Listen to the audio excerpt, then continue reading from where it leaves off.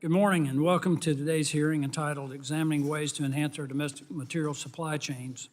Today's hearing addresses the crucial challenges that the U.S. is facing, how to decouple and de-risk ourselves from China and other foreign adversaries, and build critical mineral supply chains within the U.S. Our country has been blessed with abundant natural resources and the world-changing technology needed to harness those resources. Unfortunately, however, we have become over-reliant on other nations to supply and process critical minerals. Today's hearing is an opportunity to examine how to increase capacity and resilience in American critical mineral supply chains again. Critical minerals are used in items we use every day like smartphones, computer hard drives, televisions, batteries, and light bulbs. They are also used in elements of our electrical grid and have defense applications. The United States used to be the leading producer and refiner of many critical minerals, including rare earth elements. By the late 1990s, however, most of this industry dissolved and moved overseas. According to a review in the United States Geological Survey Mineral Commodity Summaries 2024, the United States was 100% import reliant for 12 of the 50 critical minerals on the 2022 critical minerals list, and more than 50% import reliant for an additional 29. This predicament we find ourselves in is not a new problem, but a problem that has been many years in the making. So how did we get here? It's a combination of things, including burdensome permitting and other regulations, uncertainty in commodity pricing, market manipulation, and an increasingly litigious society. This has made our domestic environment unattractive to investors and companies as a result. For example, getting domestic processing and refining facilities up and running is an extremely long process. It can take 10 to 20 years for new processing plants and smelters to become operational. That is in addition to the lengthy mine development process in the U.S., which is the second longest mine development timeline in the world. Because of this burdensome red tape, companies have not incentivized to invest domestically, so instead they invest abroad. Moreover, even when U.S. companies operate mines in the U.S., the hesitancy to invest in domestic processing and refining facilities has put us in a position where foreign adversaries monopolize other parts of the supply chain. For example, in 2019, one rare earth mine in the U.S. sent 98% of its raw materials to China because the U.S. lacked the capacity to process those minerals domestically. As a result, we must import our own product back from China after it is processed. But China's recent export bans on several rare earth elements critical to the U.S. make this nearly impossible. I cannot convey the seriousness of this issue enough. This is an economic issue and an issue of national security. We as a nation must ensure that we have access to these materials and the ability to process them without reliance on foreign adversaries, including China. I want to applaud President Trump for declaring a national energy emergency on day one of his presidency, emphasizing that the U.S.'s identification, production, and refining of critical minerals are inadequate to meet domestic needs. Since then, President Trump has signed several executive orders related to critical minerals, including ordering immediate measures to increase American mineral production. We look forward to working with the Trump administration on the mission to increase the capacity and resilience of domestic critical mineral supply chains. I also want to thank our witnesses for joining us today to share their expertise and guide our discussion about the challenges in building domestic critical mineral supply chains, and the opportunities we have to improve our domestic supply chains moving forward. I now recognize the ranking member of the subcommittee, Ms. Clarke, for her opening statement. I thank you, Mr. Chairman, and good morning to our panelists. This is a very important issue and one that in the past was precisely the kind of hearing that was appropriate for congressional oversight and debate. However, this is not the past. Today is different. Last week, my colleagues across the aisle showed what they care about, and it's not investing in critical mineral supply chains. They showed how far they're willing to go and the countless communities they're willing to betray just to give their billionaire donors even more money. It is truly upsetting. The American people are calling out to Congress for help, and Republicans seem determined to ignore them. As ranking member of this subcommittee, I'm deeply committed to keeping our nation safe, for the ability of families to make ends meet, for the preservation of our environment, and for holding this administration accountable. I share my colleagues' concern about the state of our domestic critical mineral supply chains.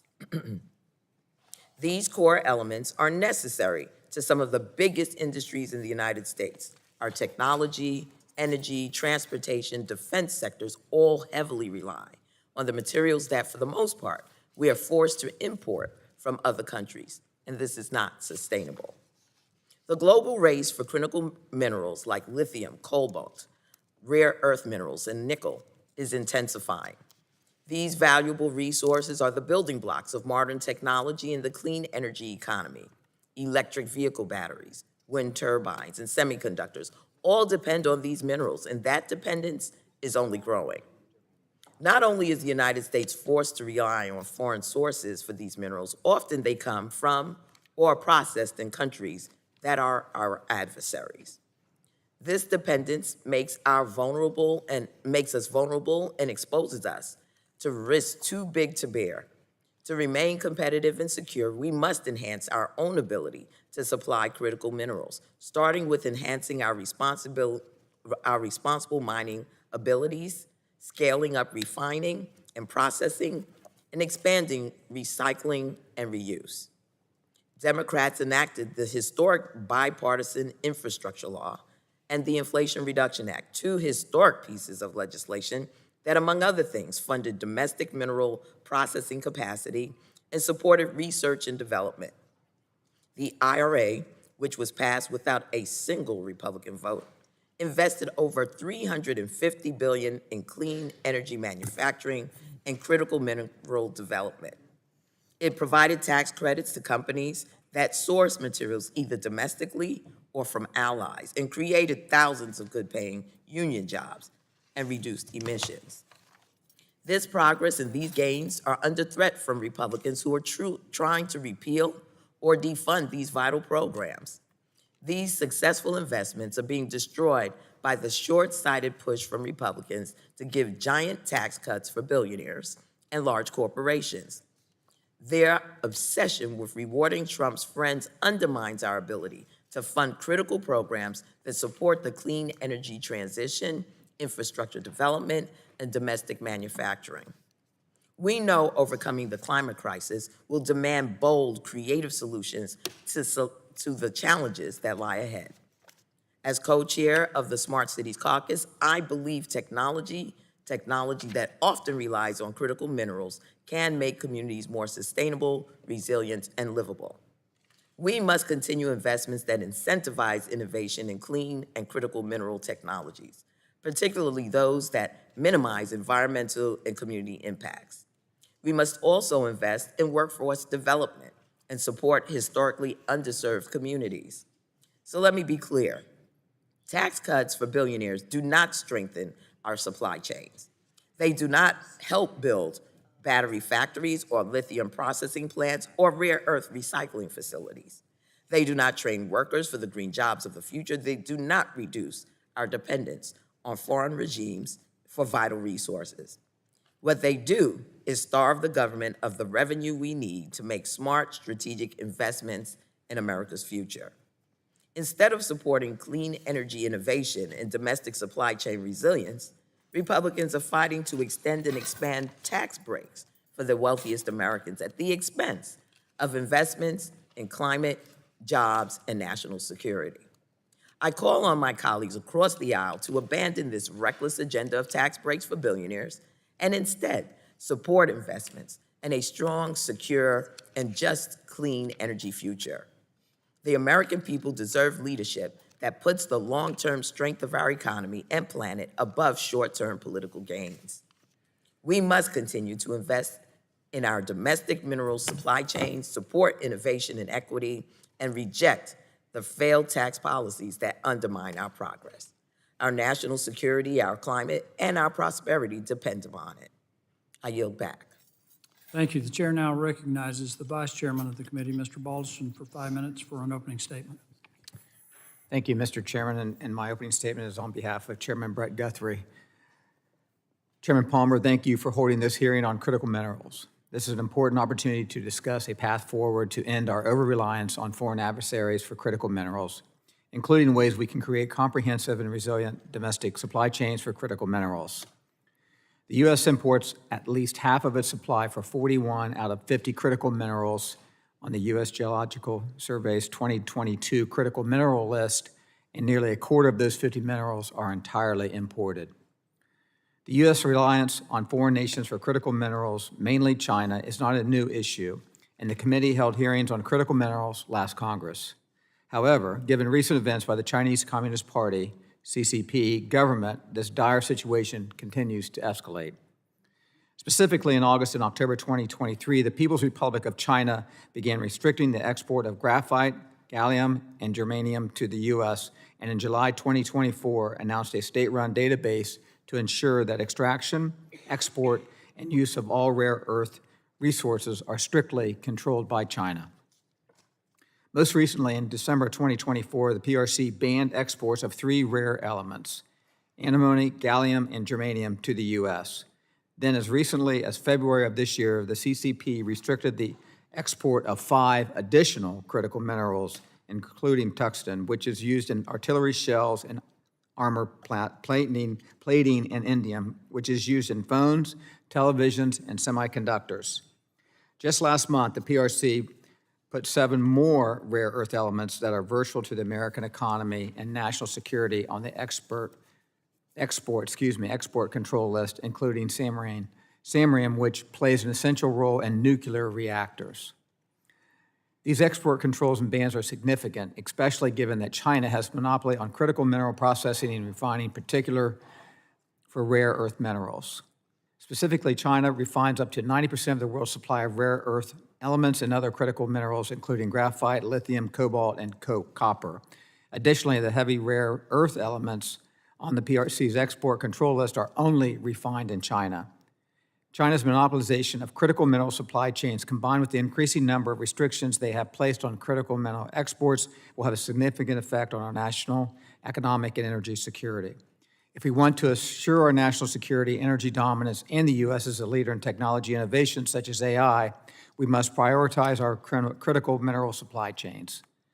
Because of these developments, it's essential that we decouple from China and create resilient and robust critical mineral supply chains that are separate from foreign adversaries. One pathway towards this is to develop domestic capabilities across all elements of our supply chain. The volatile nature of geopolitics makes our over-resilience on other countries, even friendlier ones, an unsustainable strategy. This is why we need to shift our focus on domestic mining and midstream process. While the U.S. used to have more robust critical mineral supply chain, over time the American critical minerals industry has become unappealing to many investors due to burdensome regulations as well as financial and political uncertainty. It's time to address these issues and break free from China's stronghold.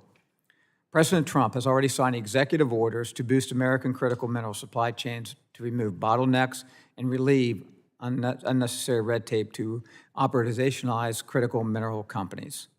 Now it's Congress's turn to step in and help identify remaining challenges and opportunities to strengthen America's critical mineral supply chains. I want to thank the witnesses for being here today, and I look forward to your testimony. I also want to thank the subcommittee chairman, Mr. Palmer, for his interest and leadership on this important issue. I yield back. Thank you. The chair now recognizes the gentlelady from Colorado, Ms. DeGette, for 5 minutes for an opening statement. Thank you so much, Mr. Chairman. I'm here sort of the Democrats' utility player this morning, filling in for Mr. Pallone. All of us agree that securing our energy future and reducing reliance on China's critical mineral supply chain are urgent. However, my Republican colleagues' legislative priorities lead me to wonder whether they seriously care about this issue or are just using it as yet another talking point.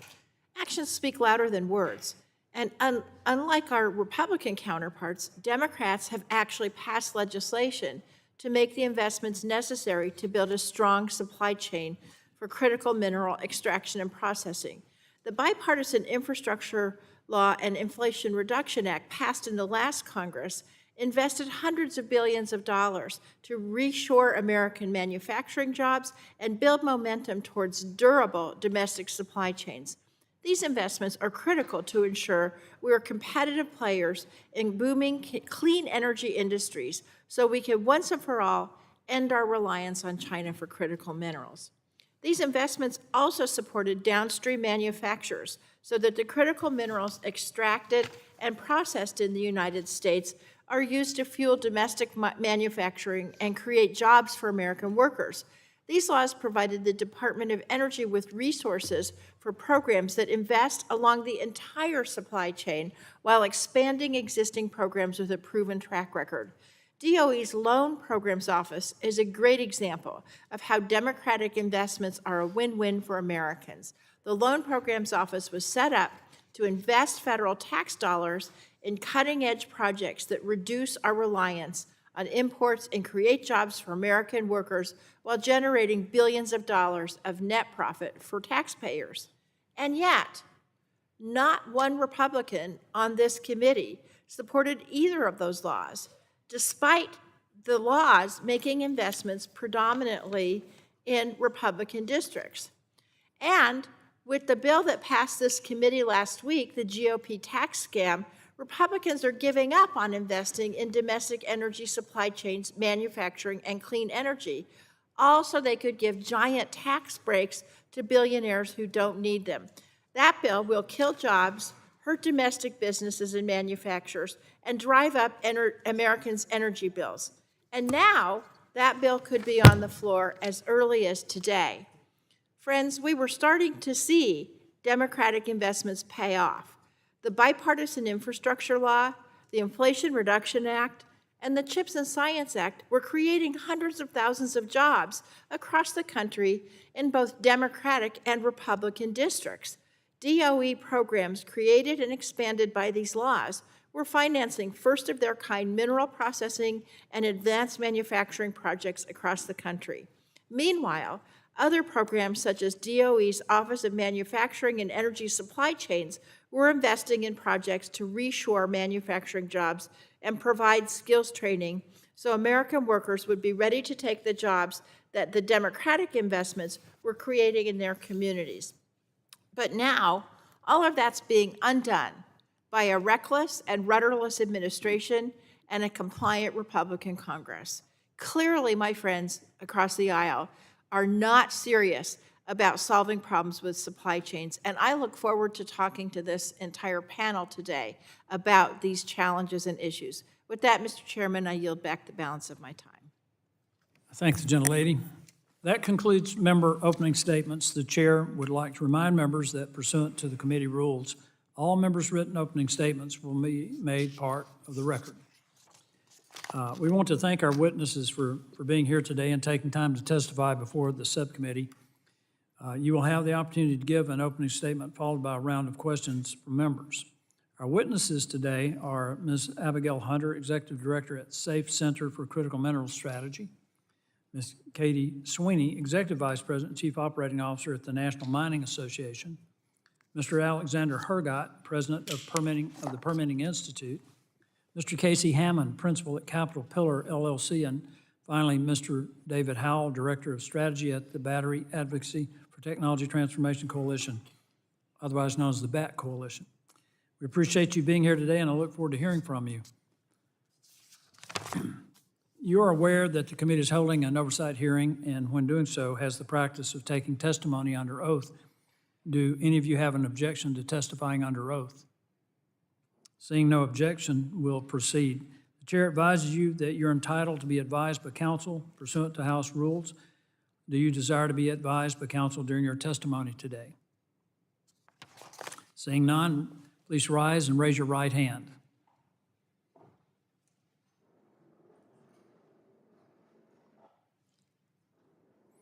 Do you promise to tell the truth, the whole truth, and nothing but the truth, so help you God? Seeing the witnesses answered in the affirmative, you are now sworn in and under oath, subject to the penalties set forth in Title 18, Section 1001 of the United States Code.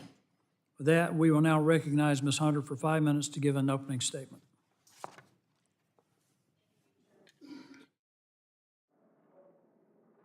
Thank you.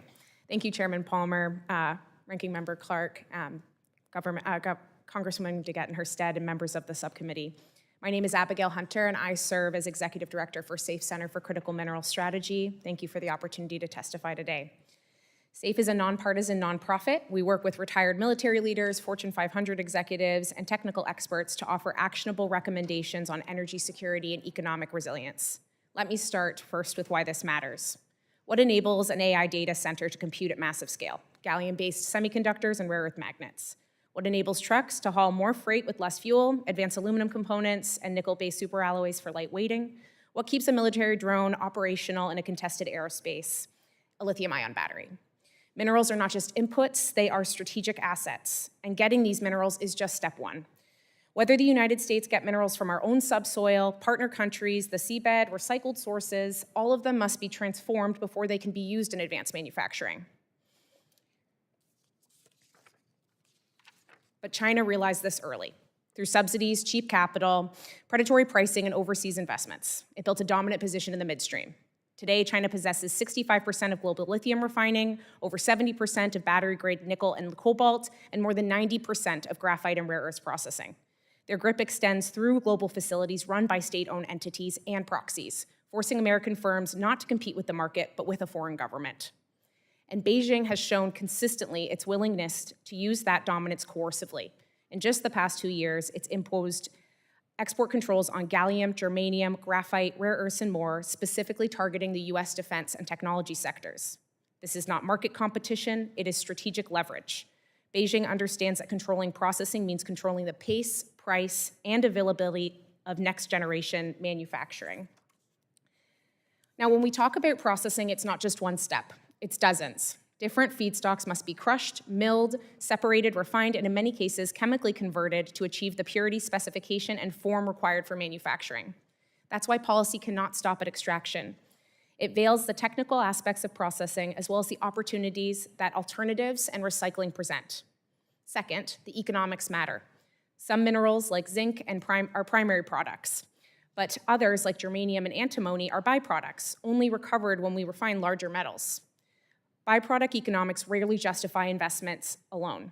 So, if we don't have midstream capacity for zinc, we lose a source of access to germanium and antimony. Third, market maturity varies. While metals like aluminum trade on open exchanges, emerging and obscure minerals don't. They often lack transparent price discovery and are far more susceptible to manipulation. The effectiveness of tariffs, price supports, and stockpiling strategies will vary depending on the market maturity and opacity. One size fits all won't work. While processing varies by mineral, some barriers are shared. First, no processing project survives without buyers. If there is no US demand, producers are either forced to sell to China or compete with Chinese suppliers abroad, often at a disadvantage. Second, costs are a major barrier. US projects face higher capital costs from equipment and construction and frequent cost overruns, especially for first-of-a-kind projects, as well as regulatory compliance and expensive inputs like energy driving up operating costs. We can't compete with China's subsidized model without de-risking the investment. Finally, policy must match market reality. If restrictions like tariffs or sourcing rules outpace available supply, we risk undercutting US manufacturing rather than strengthening it. The US cannot secure its minerals supply chains without fixing the processing bottleneck. This is where the strategic risk, economic barriers, and national security converge. But it's also where smart, well-sequenced policy can have the greatest impact. To meet this moment, we must anchor minerals policy in midstream choke point realities. Without processing, domestic upstream extraction and downstream manufacturing will still rely on an adversary. Tailor strategic strategies by materials, accounting for key differences in processing technologies, market structures, qualification requirements, as well as opportunities in alternatives and recycling. Align trade, sourcing, and incentive policies with infrastructure and commercial readiness so as not to outpace market viability.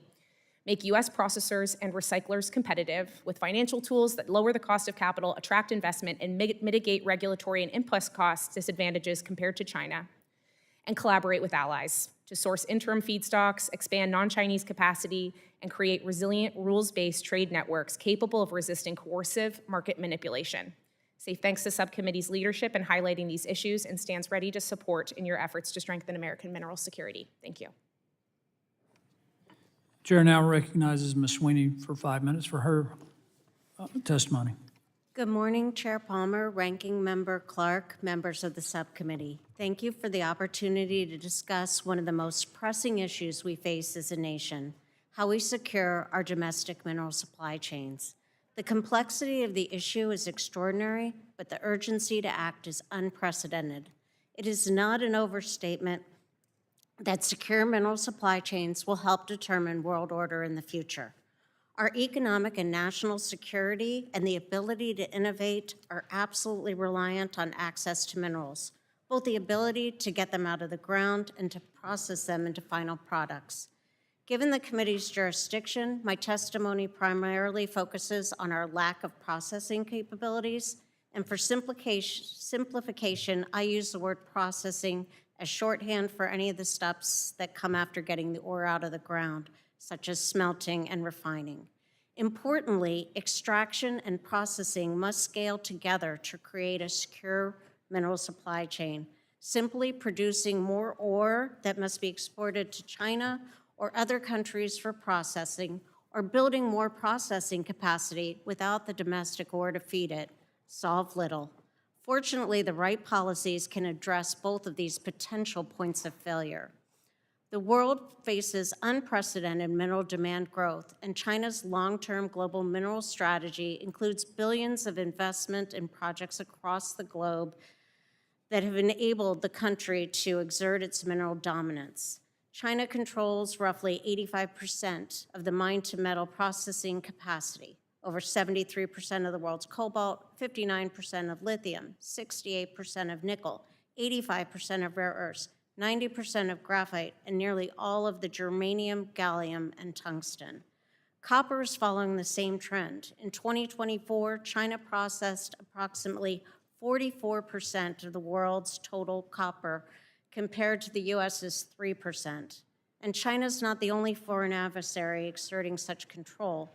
Russia and allied countries dominate the uranium supply chain.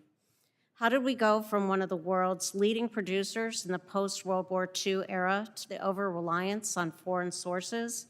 A major reason, complacency. We've woken up periodically and rattled our sabers when China has flexed its muscle over rare earths or other minerals, but then accepted short-term solutions or called for further studies. Now that there is widespread and bipartisan acknowledgement of the undeniable scope of the problem, we can act decisively to institute solutions. We can successfully de-risk and decouple our mineral supply chain from foreign adversaries. We have significant advantages in the United States: a vast mineral endowment, skilled workforce, world-leading safety, labor, and environmental standards, existing energy and transportation infrastructure, and renewed administration and congressional focus.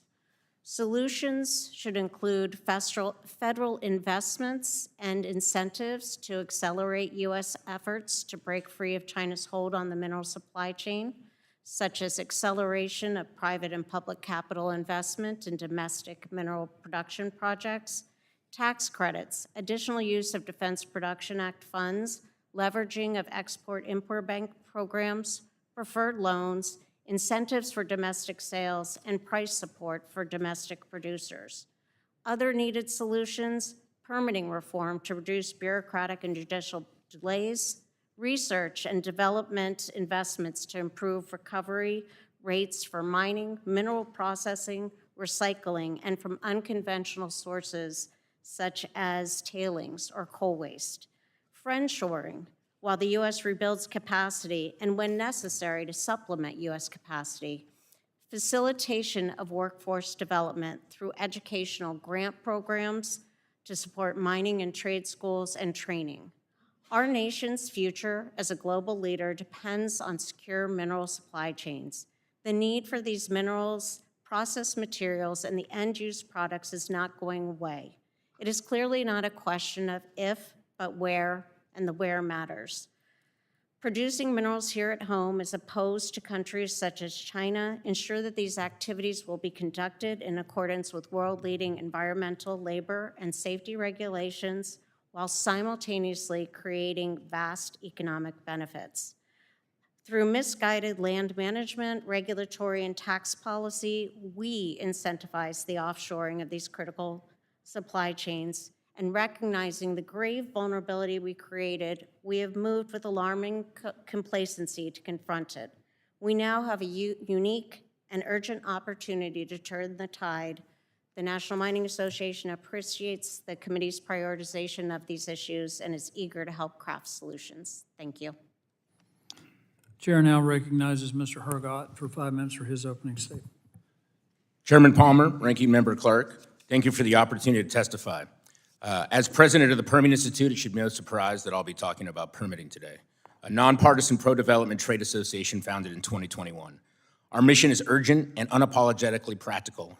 Every month a permitting delay increases project costs, erodes investor confidence, and strengthens foreign control over sectors vital to American industrial leadership. Sectors dependent on secure, integrated mining processing and refining supply chains have been failed by Congress for more than 20 years. Even under ambitious World War II-style industrial realignment, I need to be clear, we have already lost. Building a domestic supply chain will take at least 20 years. It is not realistic for us to do that. The uncomfortable truth, our chance to compete with China on critical mineral processing closed in the 1990s. Our viable goal now is simply to remain economically relevant in a race that we are far behind in. TPI was founded not merely to critique broken systems, but to actively collaborate with developers, federal and state agencies, Congress, and communities to deliver real permitting reform. Our members represent billions in investment across energy, pipelines, transmission, mining, transportation, and include practitioners who authored the largest and most impactful permitting laws we have in this country, executed them, and navigated them through the White House. After 15 years in the U.S. Senate, as Associate Director of White House Council on Environmental Quality and the first Executive Director of the Federal Permitting Council, which pushed through the largest wind and solar facilities and mining facilities in the country, I founded TPI to prove a core principle. We can deliver legally sound project approvals or denials within a year without compromising environmental, cultural, or historic protections. The idea that faster means weaker environmental reviews is absolutely false. Our cornerstone environmental laws, on average, of the 63 that govern infrastructure, were written 40 years before the creation of the internet. The Green New Deal, Waxman-Markey, McCain-Lieberman, the Clean Power Plan, even going back to the Inconvenient Truth, all of those climate plans were modeled after Denmark, Norway, and Germany. Those countries, simultaneously to changing their clean energy ambitions, also have permitting regimes that permit dirty mines, oil and gas facilities, and drilling within 6 months. In 10,000 pages of the Clean Power Plan, the Green New Deal, IRA, all of those climate bills, not one mention of permitting or critical minerals in any of those bills. It is frustrating to listen to discussions about IRA and 45Z and money and commitment, and the reality is that moving to an entirely different sector without having the industrial supply to allow for that to be built is nonsense. We have put ourselves in an untenable position where we put ourselves entirely dependent on China. In 2001, China produced less than 30% of the refined rare earth elements. It only took them 10 years to command more than 80% of the rare earth processing, taking over aspects of Indonesia and Africa that we will never get back. This dominance is deliberate. While we were fighting over coal versus natural gas versus wind versus solar, and during the fracking revolution, China made their dominance a deliberate geopolitical exercise. They made mineral processing a choke point for American economic and security ambitions. And for someone that has been to China and a hard rock mine multiple occasions, which many of Congress actually haven't, our permitting gridlock is now a national vulnerability that China exploits as they laugh at us while we debate about whether or not funding an IRA or whether or not actions in various bills to speed up permitting actually made a difference. The biggest misconception in critical minerals discussions is that mining is the hardest part. It's not. The choke point is processing and refining. Consider Graphite One in Alaska capable of supplying the entire US graphite demand. While China floods global markets with synthetic graphite, we move too slowly, unforced air of immense proportions. Similarly, South 32, Hermosa, could be America's sole significant source of battery-grade manganese, vital for technology and defense, yet has been dragged along and could be sped up, permitted and in operation later this year, yet faces unnecessary hurdles with agencies that are not coordinated. These are things that are easily fixable, but we can't get out of our own way. And then I'd take us to New Range, the nickel-copper project in Minnesota, representing one of the largest copper-nickel deposits in the United States, has faced years of delay after EPA abruptly reversed its progress allowing China additional time to secure resources in places like Mozambique and South Sulawesi, Indonesia. Each project has immense potential, but remains hampered by litigation and bureaucratic efficiency, symptoms of a permitting system needing modernization, but facing the entrenched political ideologies that somehow opening up bedrock environmental statutes means that we are going to deliberately impact communities, whether it be an environmental justice community or whether it be my friends in the tribal communities in Arizona and the West. The reality is that we're going to need to build this stuff. There is always a balance between human activity and the natural environment, and we either stop using iPhones, we stop using elements that we absolutely need, or we fix the problem. And one last thing is, The gentleman's time has expired. Can cover that in the Q&A. Chair now recognizes Mr. Hammond for 5 minutes for his opening statement. Mr. Chairman, members of the committee, thank you for the opportunity to testify. My name is Casey Hammond. I'm a former staffer from the Committee on Natural Resources, and during President Trump's first term, I worked at the Department of the Interior. In that role, I oversaw the Bureau of Land Management, which is responsible for our public lands, including mining and mineral development. Since leaving the administration, I'm helping others navigate the federal permitting process. When he was my boss, former Interior Secretary Ryan Zinke developed a graphic to demonstrate a few reasons why fixing our mineral dependence must be a priority. The attachment to my testimony demonstrates the different pieces of equipment carried by a Navy SEAL, the different minerals needed for the equipment, and more importantly, how dependent we are on foreign sources, notably China, for those minerals.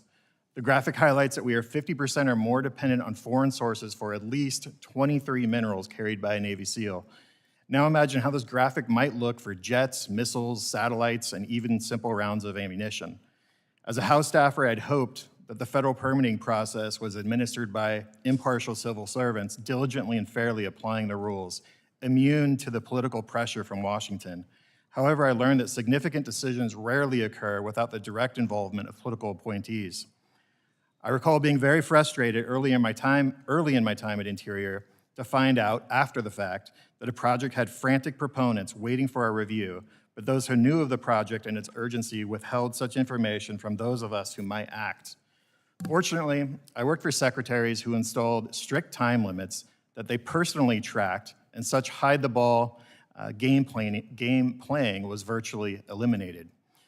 Unfortunately, this is not always the case. About a year ago, I became aware of a critical mineral project that had been waiting 3 years for an environmental assessment to conduct exploration.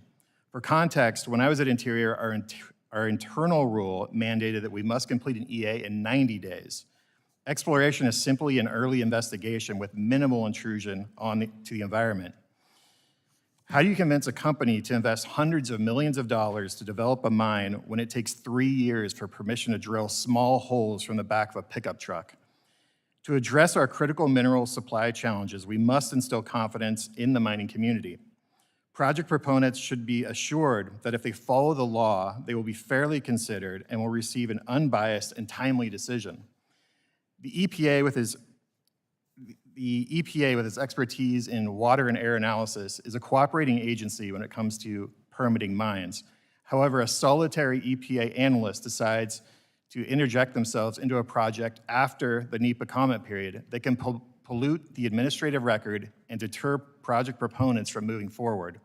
This could apply to the Fish and Wildlife Service, actions taken by historic preservation officers, and others putting projects at risk by unilateral actions of those without accountability.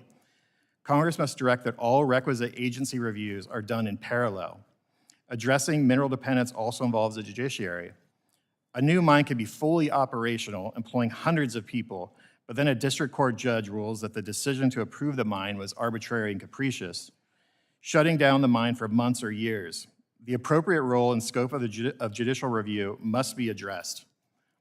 We must also address domestic minerals processing. Consider copper. Currently, there are only 3 primary smelters in the US, but they aren't always operating. That means, incredibly, if you opened a copper mine tomorrow, it is likely that you would plan to send your product to China for processing because they have capacity and it is less expensive than doing it here. In that case, it doesn't matter how quickly you permit a mine, you're still sending the mineral to a potential adversary. I'm encouraged by the swift action taken by the President thus far.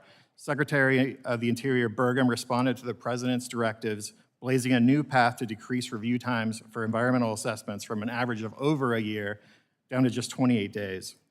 I also spoke with career officials within the agency that are now welcoming mining projects in their jurisdictions. They want this work. And that attitude matters. It makes a distinct impression on potential developers. I want to offer a few suggestions to this Congress. First, narrow the scope of NEPA reviews, lay out clear, certain requirements for project applicants, encourage investment through a motivated, responsive, and efficient loan program office at DOE, create a mobile and responsive agency workforce, and create an environment of accountability. We have an opportunity to fundamentally change the way we engage with the mining industry and generate domestic prosperity. Thank you, Mr. Chairman. I'm happy to take any questions the committee may have. Thank you. The chair recognizes Mr. Howell for 5 minutes for his opening statement.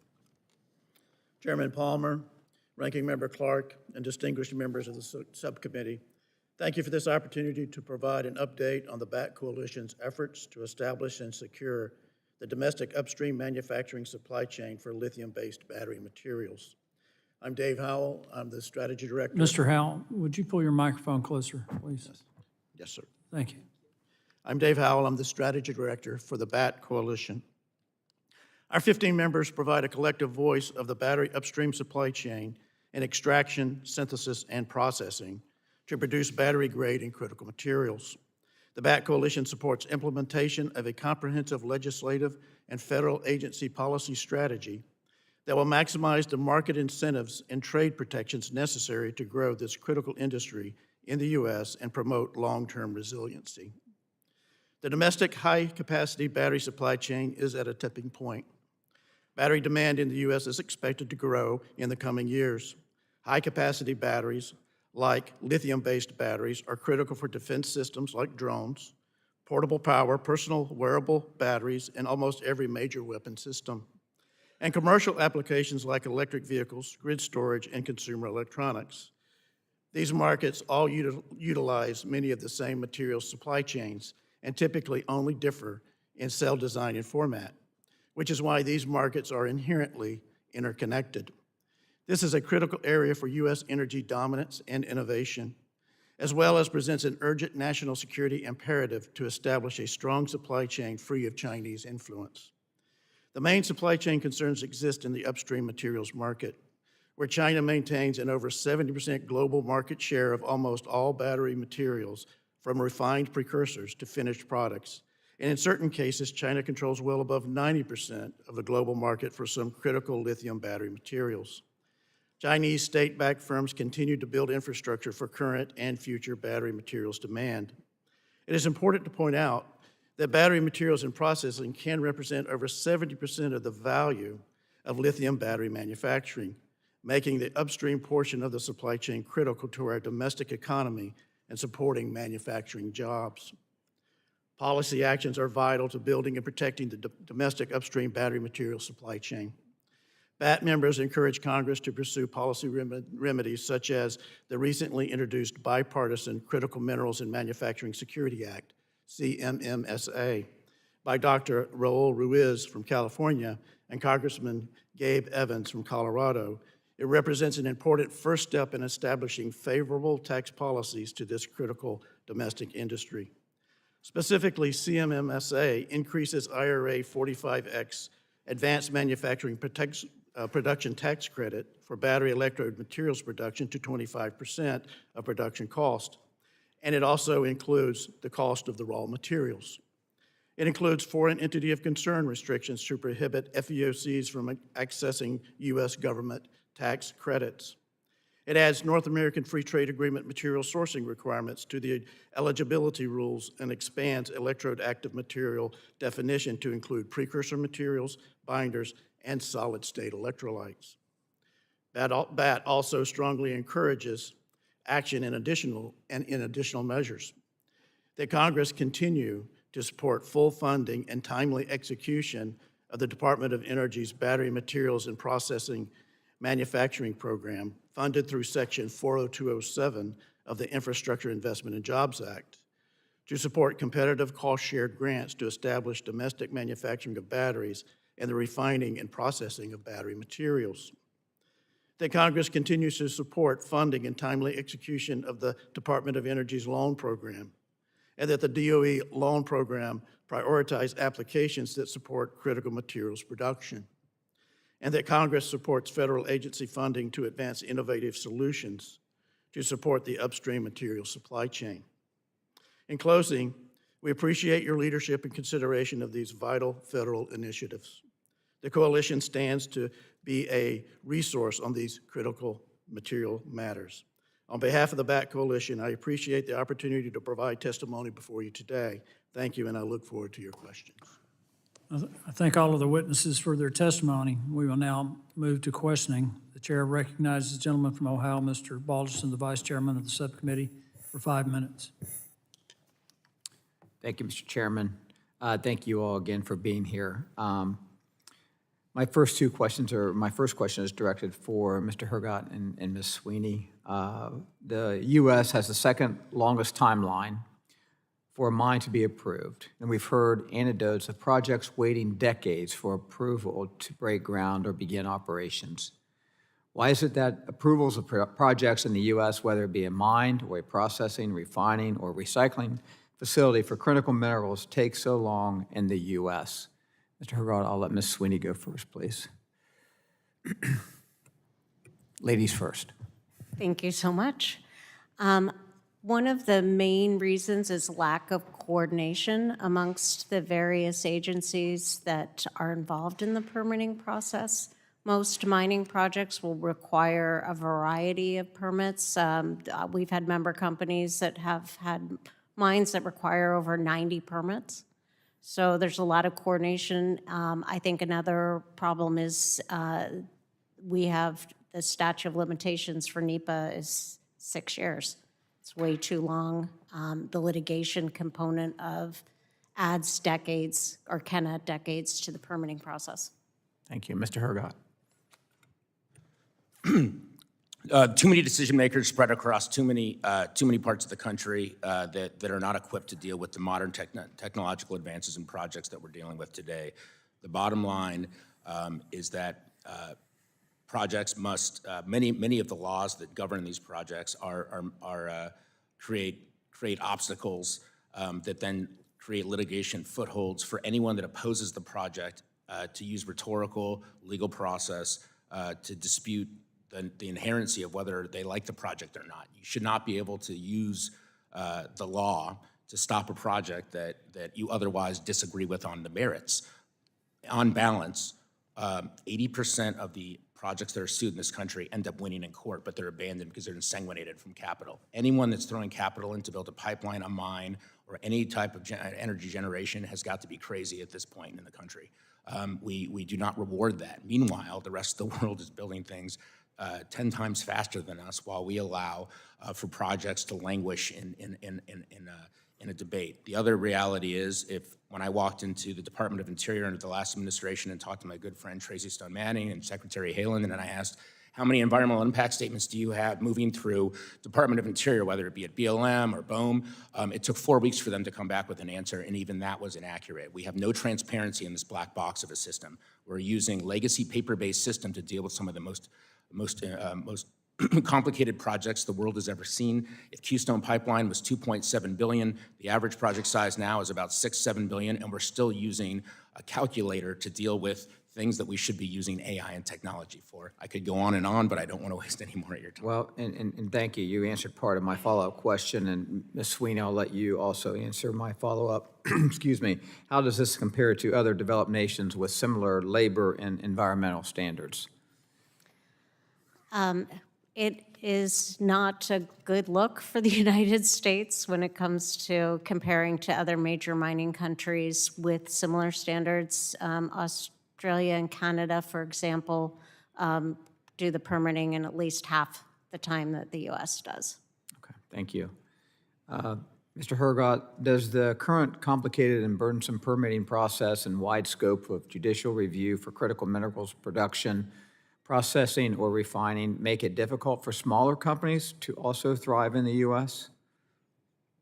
Absolutely, absolutely. In fact, the abandonment rate for a small mid-cap company to invest and explore on a mining facility, you've already spent close to $200 million before you even submit an application to the federal government, just on technological feasibility.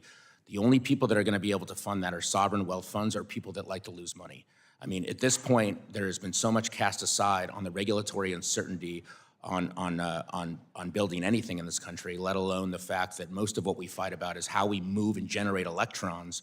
When it comes to critical minerals, when I talk about how we've lost the war with China, it is because we have failed to realize and connect the dots that 90% of the materials in this room are from China.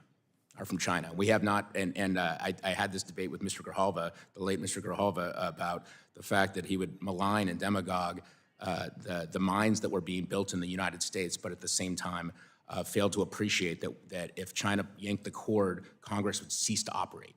All right, thank you very much, Mr. Chairman. I yield back. In your mentioning of the late Mr. Grijalva, I should have done this at the very beginning. Just learned this morning that my friend Jerry Connolly passed last night, and I want to extend condolences to Mr. Connolly's family and to my Democratic colleagues and to many of my Republican colleagues. Jerry was genuinely a friend. He was one of my favorite people to work with. We rarely agreed on anything, and he would absolutely destroy your arguments, but he didn't destroy the people. And we're going to miss him. The chair now recognizes the ranking member of the subcommittee, the gentlelady from New York, Ms. Clarke, for 5 minutes for her questions. Thank you, Mr. Chairman, and likewise, Jerry indeed was a very special colleague with an ability to debate and to get his points across without being mean-spirited. So we will dearly miss him. We hold his family in our prayers. Critical minerals are essential to. Oh, sorry. Would you start the clock back at 5 minutes? I don't want to count her comments on Mr. Connolly as part of her gentlelady's recognized. Thank you, Mr. Chairman. Critical minerals are essential to everything from cell phones and solar panels to the weapons and kit our military uses to protect our national security. That is why our reliance on imported critical minerals is so concerning. China dominates the global supply chain for critical minerals, critical mineral processing. Relying on China for critical minerals undermines our national security and puts us at a competitive disadvantage. This is one reason why Democrats made comprehensive investments to bolster the domestic supply chain for critical minerals through the Bipartisan Infrastructure Law and Inflation Reduction Act. Mr. Howell, in your testimony, you say that there cannot be an industrial base for defense critical systems without a robust industrial base for commercial battery materials. How are the defense and commercial supply chains for critical minerals interconnected, as you've stated? Thank you, Congresswoman. Yes, the Department of Defense and DOE commercial batteries are essentially the same, particularly for critical materials and components of those batteries, and lithium-based batteries particularly.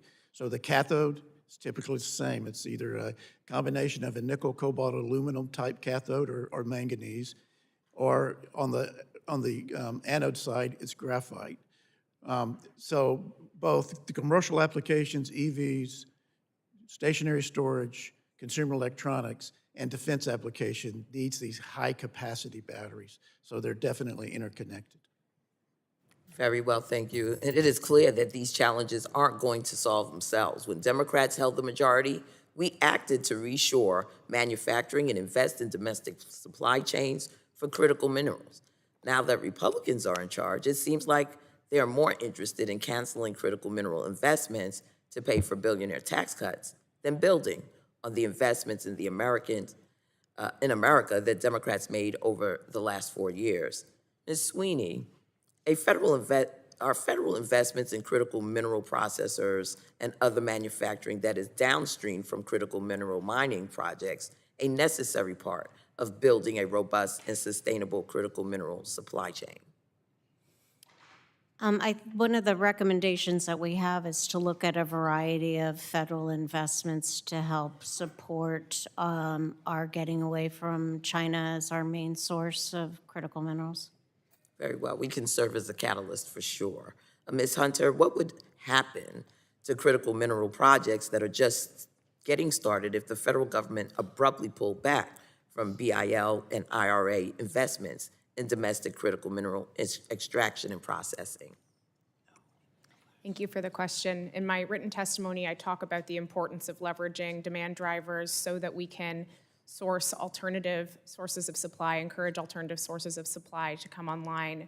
Unfortunately, today, the market in most cases is at equilibrium for many of these minerals, but in some cases, it's actually at overcapacity, so we do have to center ourselves around new demand from robotics, AI, from clean energy technologies to encourage manufacturers to reorient these supply chains. I'm hopeful with the executive branch, with President Trump's leadership on these issues, the prioritization that we'll see this come together.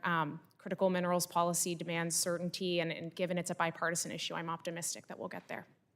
Absolutely. Hope springs eternal. We cannot address our dependence on China for critical minerals in national security area without building a robust supply chain supporting our commercial needs. That means maintaining critical investment in clean energy, vehicles, chips, and there are many other products made with critical minerals that Americans use every day. Republicans say that they want to end our reliance on China for critical minerals and support American workers, but they have rejected and attacked every single policy aimed at accomplishing that goal. Democrats fought to end the dependence on China for critical minerals and support American workers when we control the Congress. We will keep fighting to protect investments in American workers, domestic manufacturing, and clean energy. With that, Mr. Chairman, I yield back. Chair now recognizes the gentleman from Florida, Dr. Dunn, for his questions for 5 minutes.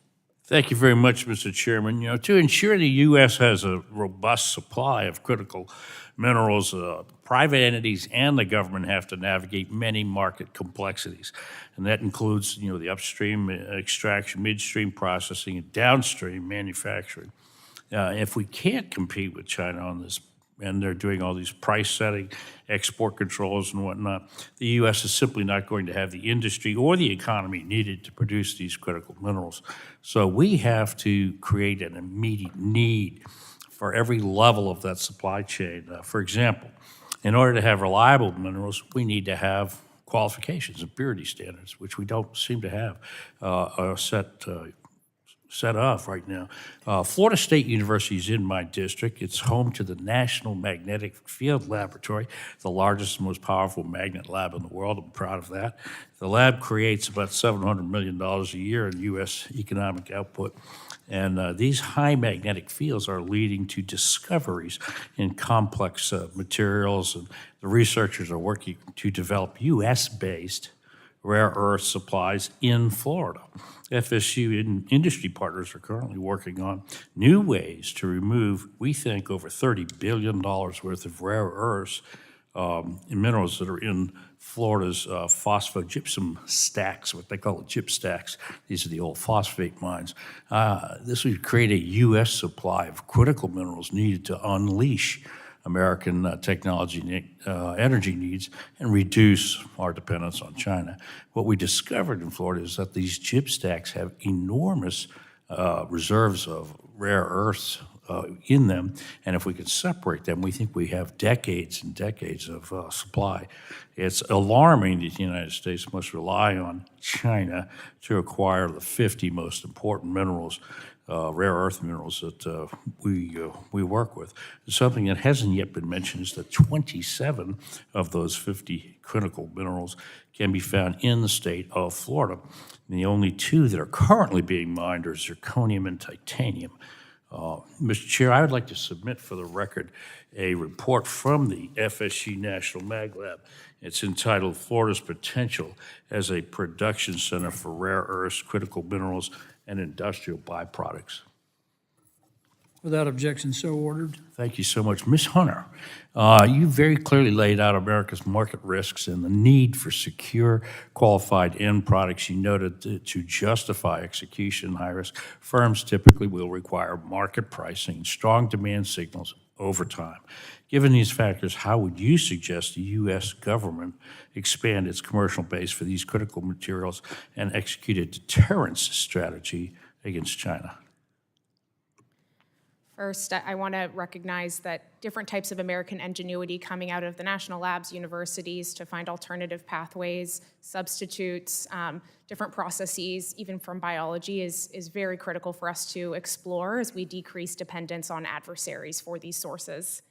In terms of how the U.S. can help both creating more alternative sources of supply at home, but then contending with these market manipulations that you laid out, Dr. Dunn, Congressman, I think we have to take kind of a two-pronged approach. First, dealing with the competitive disadvantages U.S. processors face, the many different costs in CapEx and OpEx that are higher in the United States compared to different parts of the world that I outlined in my written testimony. Additionally, looking at partnership with allies so that we can make sure there's no circumvention of U.S. unilateral policies like tariff sourcing provisions through third-party markets so that our producers can compete on a level playing field. These will be critical to be ensuring American competitiveness. Thank you for that. Ms. Hammond, China uses predatory tactics to block the U.S. ability to develop a commercially and globally competitive domestic mining and production. We're suffering the consequences of decades of that and underinvestment, frankly, on our own part. Does China's mineral dumping intentionally harm the development of U.S. industries? And if so, what action should we be taking? Is this a straightforward countervailing duties and anti-dumping case? Ms. Hammond. I'm sorry, Mr. Hammond. Thank you. Yeah, well, that's one of the many challenges we face, right? How are we going to compete with China? And in my view, the strongest case we have is making it more attractive to develop here. We have to create an environment where mining companies feel that this is the best place for the investment. Alex said earlier, used the word crazy. You'd have to be crazy to develop here. And I've actually had a mine owner telling me that exactly when I asked him. I was like, you got to be crazy to be doing this here. And he said, well, in some other places it's worse. And the mineral's here, so we're gonna try here. This is after he'd been locked up in court for a while. But in my view, yeah, that's our number one, has to be a number one priority, is making this an attractive place to invest. Thank you very much. My time has elapsed. Thank you very much, Mr. Chair, and yield back. Thank the gentleman. The chair now recognizes the gentlelady from Colorado, Ms. DeGette, for 5 minutes for her questions. Thank you so much, Mr. Chairman. Recently, we had a hearing in the Energy Subcommittee on the grid, and all of the witnesses at that hearing agreed that the energy sector is increasingly moving towards renewable energy. And so I'd like to ask all of you, as we move towards renewable technologies like wind, solar, and battery storage, that's going to require materials like cobalt, copper, graphite, and other rare earth minerals, correct? Ms. Hunter? Yes, renewable energy sources typically depend on a multitude and variety of critical mineral resources. So in your, Ms. Hunter, in your testimony, you noted that the Advanced Manufacturing Production Credit made possible by the IRA would help to offset domestic critical mineral mining costs. Is that right?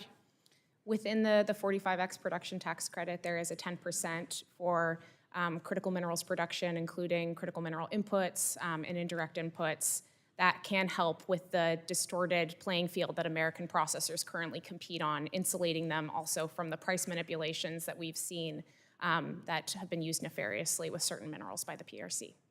Thank you. I'm sorry to say that my Republican colleagues are trying to cut that funding along with $500 billion in clean energy incentives that would support American business. So, Mr. Howell, I want to ask you, in your testimony, you pointed the IIJA's $6 billion investment in battery manufacturing is necessary to compete with global competitors like China. Is that correct? That is correct. And so the president previously froze this IIJA funding stream and proposes to cut $15 billion in IIJA funds. So that's not going to help to help us become independent with these productions, is it? It will not, and do recognize that, that many of those programs are actually first-of-a-kind production facilities in the United States. So the federal government helping to buy down that risk is very important for private sector investment. And building out a successful critical mineral supply chain domestically is also going to require upholding the highest mine safety standards. Is that right? Yes, ma'am. And why would that be? The highest mine safety. Yeah, why would you, if you're going to build out the network, some of your fellow witnesses here have suggested that we just, and none of us think we should have unreasonable delays in permitting or anything like that. But at the same time, as you're going to develop more domestic production, you still have to keep high standards. Is that right? That is correct. And we have examples around the world. Australia is a great example of having very high environmental standards for mining and accelerated permitting. So it can be done. You don't have to sacrifice standards for speed. That's correct. Okay. Now, unfortunately, President Trump and Elon Musk's DOGE proposed eliminating more than 30 mine safety and health administration offices where mine safety experts inspected over 17,000 sites last year. I'm wondering if, Mr. Howell, if you could tell me whether closing mine safety offices would mean there would be less oversight over mine safety practices. I think that there could be less oversight. I do think there's lots of room for improvement in mine safety inspection.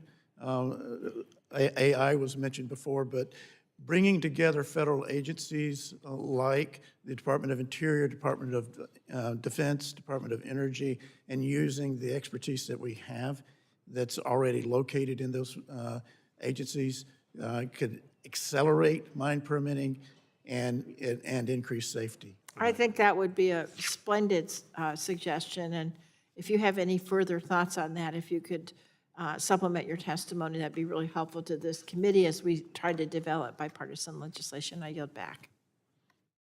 Gentlelady yields. The chair now recognizes the chairman of the full committee, Mr. Guthrie, for 5 minutes for his question. Thank you, Mr. Chair. Thank you for having this. Sorry, I've been in the Rules Committee over in the Capitol building most of the night, so I missed your testimony, so I apologize. And first, I want to just bring up, I think everybody probably heard that our dear colleague, Jerry Connolly, passed away, and I mentioned to him in our full committee. He was one of my dear friends here, he and his wife, Smitty. And I told a story about where he brought her the wrong Valentine gift last time. This one, he was studying to be a priest. He was in the seminary, was right before vows, and she had been a nun, his wife. And they met at a nonprofit thing later. She had left anyway, I was telling we were on the NATO committee, telling a friend of ours in Europe, I said, well, Jerry was about to be a priest and he married a nun, and he came to me, he goes, you make it sound like I was trolling the convent. You better tell that like it really is. I didn't think about that, the story of it, but anyway. So gosh, what a man, what a wonderful person. So I'm sorry, we're gonna all we've lost him. Getting back to the thing, and thank Mr. Chairman for doing this. Critical minerals, as we know, we saw during the tariff issues when China was gonna start restricting that and the leverage they had. And so, Ms. Hunter, how are critical minerals, and particularly rare earth elements, for the reliability for energy and also to being competitive with China for AI, which is part energy as well? You want to talk about that? Thank you for the question, Chairman. Rare earths are a really good example here of the importance across energy infrastructure, ensuring American energy dominance, and then also supporting new growing technologies like the AI revolution. They get a lot of attention, rare earth elements, for their application in permanent magnets, specifically used to propel wind turbines, also to use in electric motors for EVs, but their utilization across society is really outsized. When we're putting in place these new AI data centers, they have to remain cool. It is the rare earth magnets that actually keep the fans going in these data centers, so critically important there as well. Another good example, besides rare earths, is copper and aluminum. For their conductivity, they're used not only in transmission infrastructure, but also in these data centers to make sure they can have that high level of computation. Okay, thanks. And so Ms. Sweeney or Ms. Hunter, and also Ms. Sweeney, the issue right now is China. Well, we need them anyway, but the issue right now is China. And so, could you talk about, I'll start with Ms. Sweeney and Ms. Hunter could talk about it too. I think my question for you, what are the economic implications of not having our own supply, Ms. Hunter? And then Ms. Sweeney, if you'll talk first, is, and talk both of it, is, my understanding is that China has tried to kind of drum up opposition in the United States for us to develop our own critical minerals and rare earth elements, process, not only mining, but processing as well. I mean, how does China try to use market manipulation, any type of thing to prevent us or discourage us from developing this industry, which makes us more dependent on them? Can you give us some examples of that? Yes. A great example, I think, is the Jervois cobalt mine in Idaho. They were just about to open. They were fully permitted, and China dropped the price of cobalt, manipulated the market, dumped excess cobalt onto the market, and Jervois had to choose between operating a loss or closing, and they closed that facility. But that's a prime target for trade action, as it should be. So Ms. Hunter, what are the national security implications if China keeps doing this and we don't have our own supply? There are very clear national and economic security implications if we don't find alternative supplies to China. Again, rare earths is a great example. With the most recent export controls that we've seen that have been somewhat de-escalated. We heard, it covered all over the news about how manufacturers who keep, around 45 to 60 days of inventories are lacking alternative sources of supply, particularly for heavy rare earths that we have to get processing online for. Last year, the USGS documented a loss. Thanks, I'm just about out of time, but Oh, we have the biggest proponent of rare earth minerals chair in this committee right now, critical minerals, Mr. Palmer, and we're gonna all turn him loose and ourselves loose. Turning ourselves loose and having a game plan, two different things? I know he has a game plan. I'm trying to learn from him. So what do you, anybody, I'll just start with you guys, suggest, what does Congress need to be doing? What's the biggest impediment that Congress can help you solve to get rare earth and critical mineral and processing in our nation? Stateside, start with Ms. Hunter and go down. Permitting reform and helping with the cost disadvantages for U.S. processors. Ms. Hunter, Ms. Sweeney? I'm sorry. Ditto. Mr. Herrgott, you wanna? Capital being put at risk. There's a 30% premium in the United States spent on unnecessary permitting costs. The IRA, all it did was offset half of that. So if we sped up mining projects, we would see close to $1 trillion of foreign direct investment pour into the United States, and you wouldn't need Keynesian-style federal money. Now, I'm not going to tell my members that are going to slap me that they don't like the free money, but at the end of the day, we need to change the way we think about it. That's what Mr. Palmer says, $1 trillion, all that. So you're saying he's right. We have a narrow window where China is at the end of its useful life on what it built 20 years ago. It can no longer meet the purity standards that are required for AI, semiconductors, cathodes, and the rest. So we have about a 2-3 year window where we need to get out of our own way, and we might be able to catch up a little bit to China. I'm not going to get to the other two of you, but I will say that the time to act is now, and so it's time for us to, we're going to put some action into this. Thank you very much. Appreciate it. Thanks, gentlemen. The chair now recognizes the gentleman from New York, Mr. Tonko, for 5 minutes for his questions. Thank you, Mr. Chair and Ranking Member. Today's hearing feels profoundly out of touch given the ongoing effort by my Republican colleagues to defund programs that invest in our ability to catch up and develop much-needed domestic critical mineral supply chains. Critical minerals are key to U.S. national security and economic prosperity and are required for technologies like cell phones and optics, aircraft, and EV batteries. And their use is only growing. The market for critical minerals was some $320 billion in 2022, which is double the size it was only 5 years earlier. While we cannot lose sight of the challenges in developing critical mineral supply chains, it is just as essential that the minerals we rely upon are sourced in a transparent and ethical manner. Last year, I sponsored the Critical Material Trace Act, which would bring much-needed transparency and accountability to critical mineral supply chains.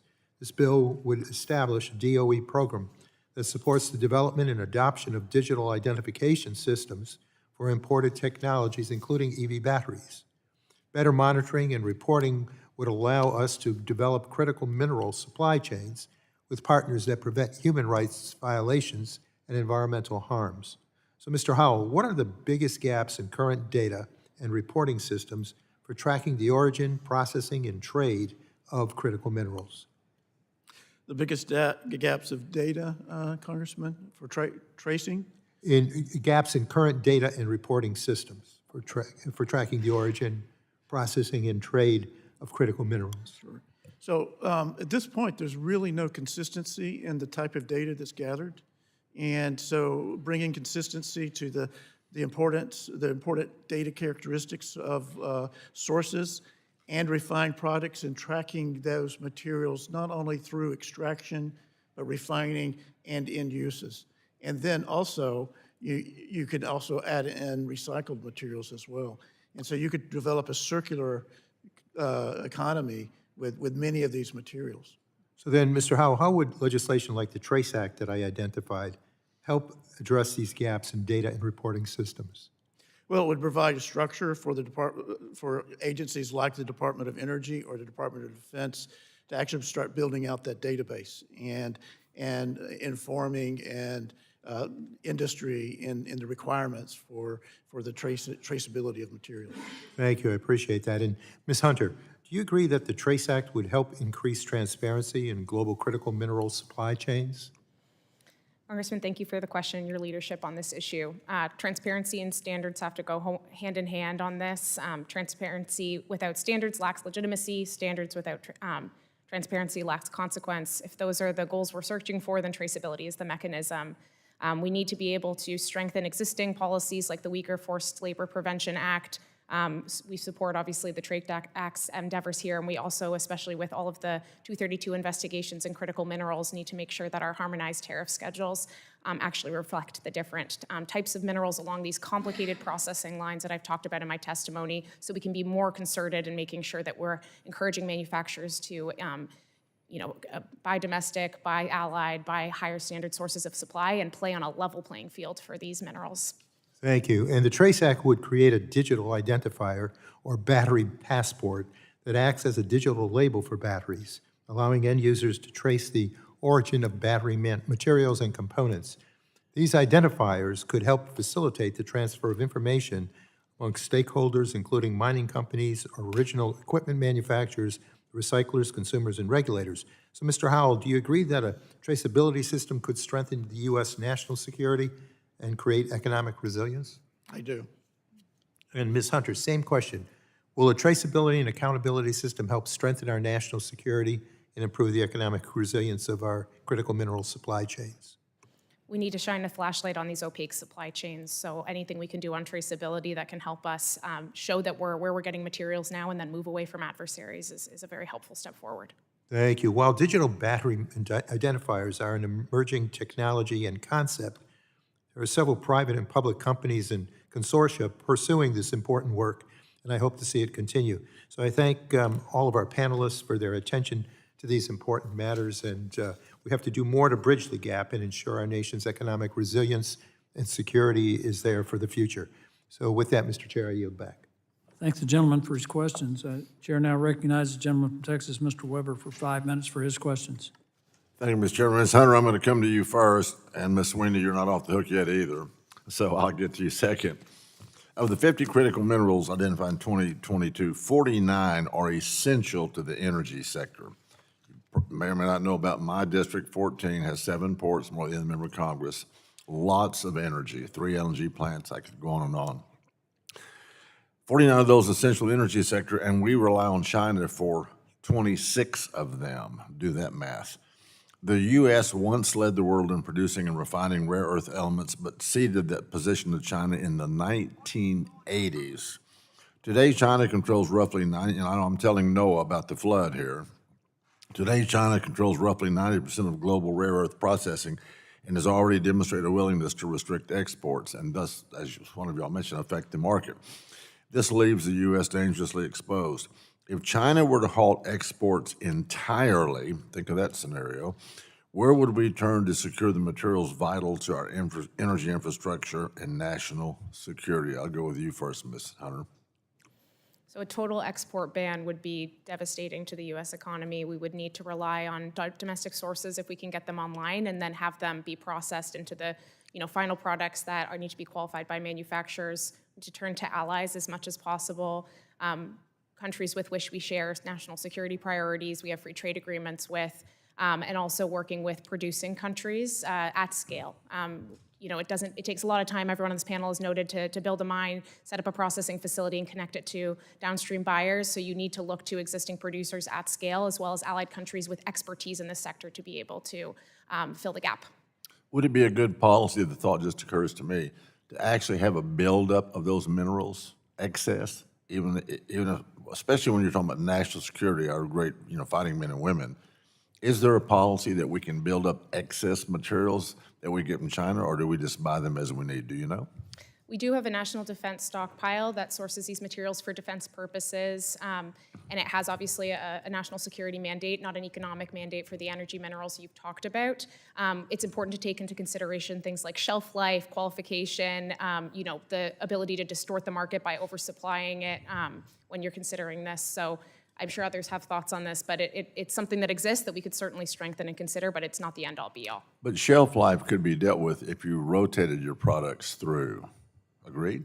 As long as you're working with processors and downstream buyers of the material so that we're making it in the manner and fashion that they need it to. But you need that midstream and downstream demand to be able to justify many of these economics. You agree with that, Ms. Sweeney? I do, but going back to the beginning of your question, I think that some of the other sources of minerals, if China completely cut us off, we could look to Japan and Korea for some of the rare earth minerals, as long as they also weren't cut off from China, which China has threatened Japan numerous times in the past and actually did implement a brief export ban on rare earths to Japan. So we'd have to be looking at who else China is cutting off. Well, although he didn't take the oath and didn't agree to testify, I'm going to go back to our great chairman, because I think I have heard the chairman say that there's 9 rare earth mines and China has 8 of them. Is that right? There's not a single major refinery for rare earth elements in the Western Hemisphere. There's only 9 in the world. 8 are in China. The other one's in Malaysia. It's owned by Linus, I believe is the name of the Australian company. Thank you, Mr. Chairman. Now, do I get extra time? No. This leaves the U.S. dangerously exposed, what we're talking about, and I think we all agree on that. So, understanding I understand that there's a more thorough mapping of the U.S. is ongoing. Are we in the United States going to have the natural resources to be able to produce those critical minerals if we could get the permitting quick? If we had to go to this quick, is that a feasible scenario? I'm not talking about having stuff stored on the shelf. Yes, ma'am, Ms. Sweeney, I see you chomping at the bit. I am chomping at the bit. We have vast mineral resources here. A lot of people do not understand how much we actually have. About 6.2 trillion that are known. The U.S. Geological Survey says that more is going to be found than we've already discovered to date, and they have identified 800 sites for potential critical mineral resources in the U.S. Thank you for that, Mr. Chairman. I yield back. I might have been a little lax there if you'd kept going, but I think the gentleman. All right, then I'm going to come to you, Mr. Hart. No. The chair now recognizes the gentlelady from Texas, Ms. Fletcher, for 5 minutes for her questions. Oh, well, I'm sorry. Okay. I got it out of order, my bad. The chair now recognizes the gentlelady from New York, Ms. Ocasio-Cortez. No 5 minutes worries. for her questions. Thank you so much, Mr. Chairman, and thank you as well for the generous and kind words you had to share about Chairman Connolly and Ranking Member Connolly.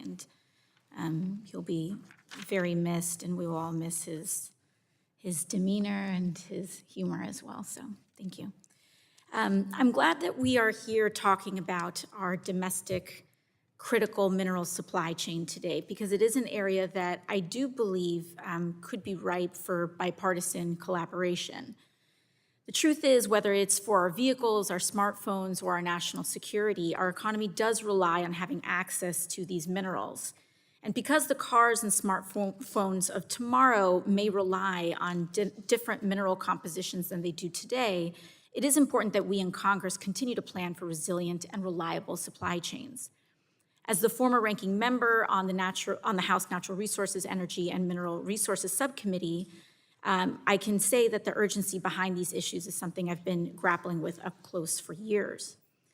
Now, we've heard a lot about how crucial tax credits and low-cost lending are to our domestic critical minerals supply chain, all while Republicans today are slashing those very same programs in their reconciliation bill. In the Rules Committee, not too far away from here, we are marking up legislation that actually draws down a lot of the financial tools that both allow demand to be at the level necessary in these markets, and also the lending that's required to allow these supply chains to flourish.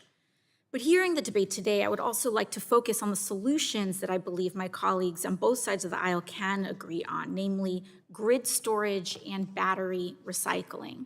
Very often we have this conversation about how we can increase production and how production can be aided, but we also very often don't look at the other end of this equation, which is that once batteries are in the United States, once they have been produced, once these minerals have been deployed, when they reach the end of their life, they don't have to go to a landfill.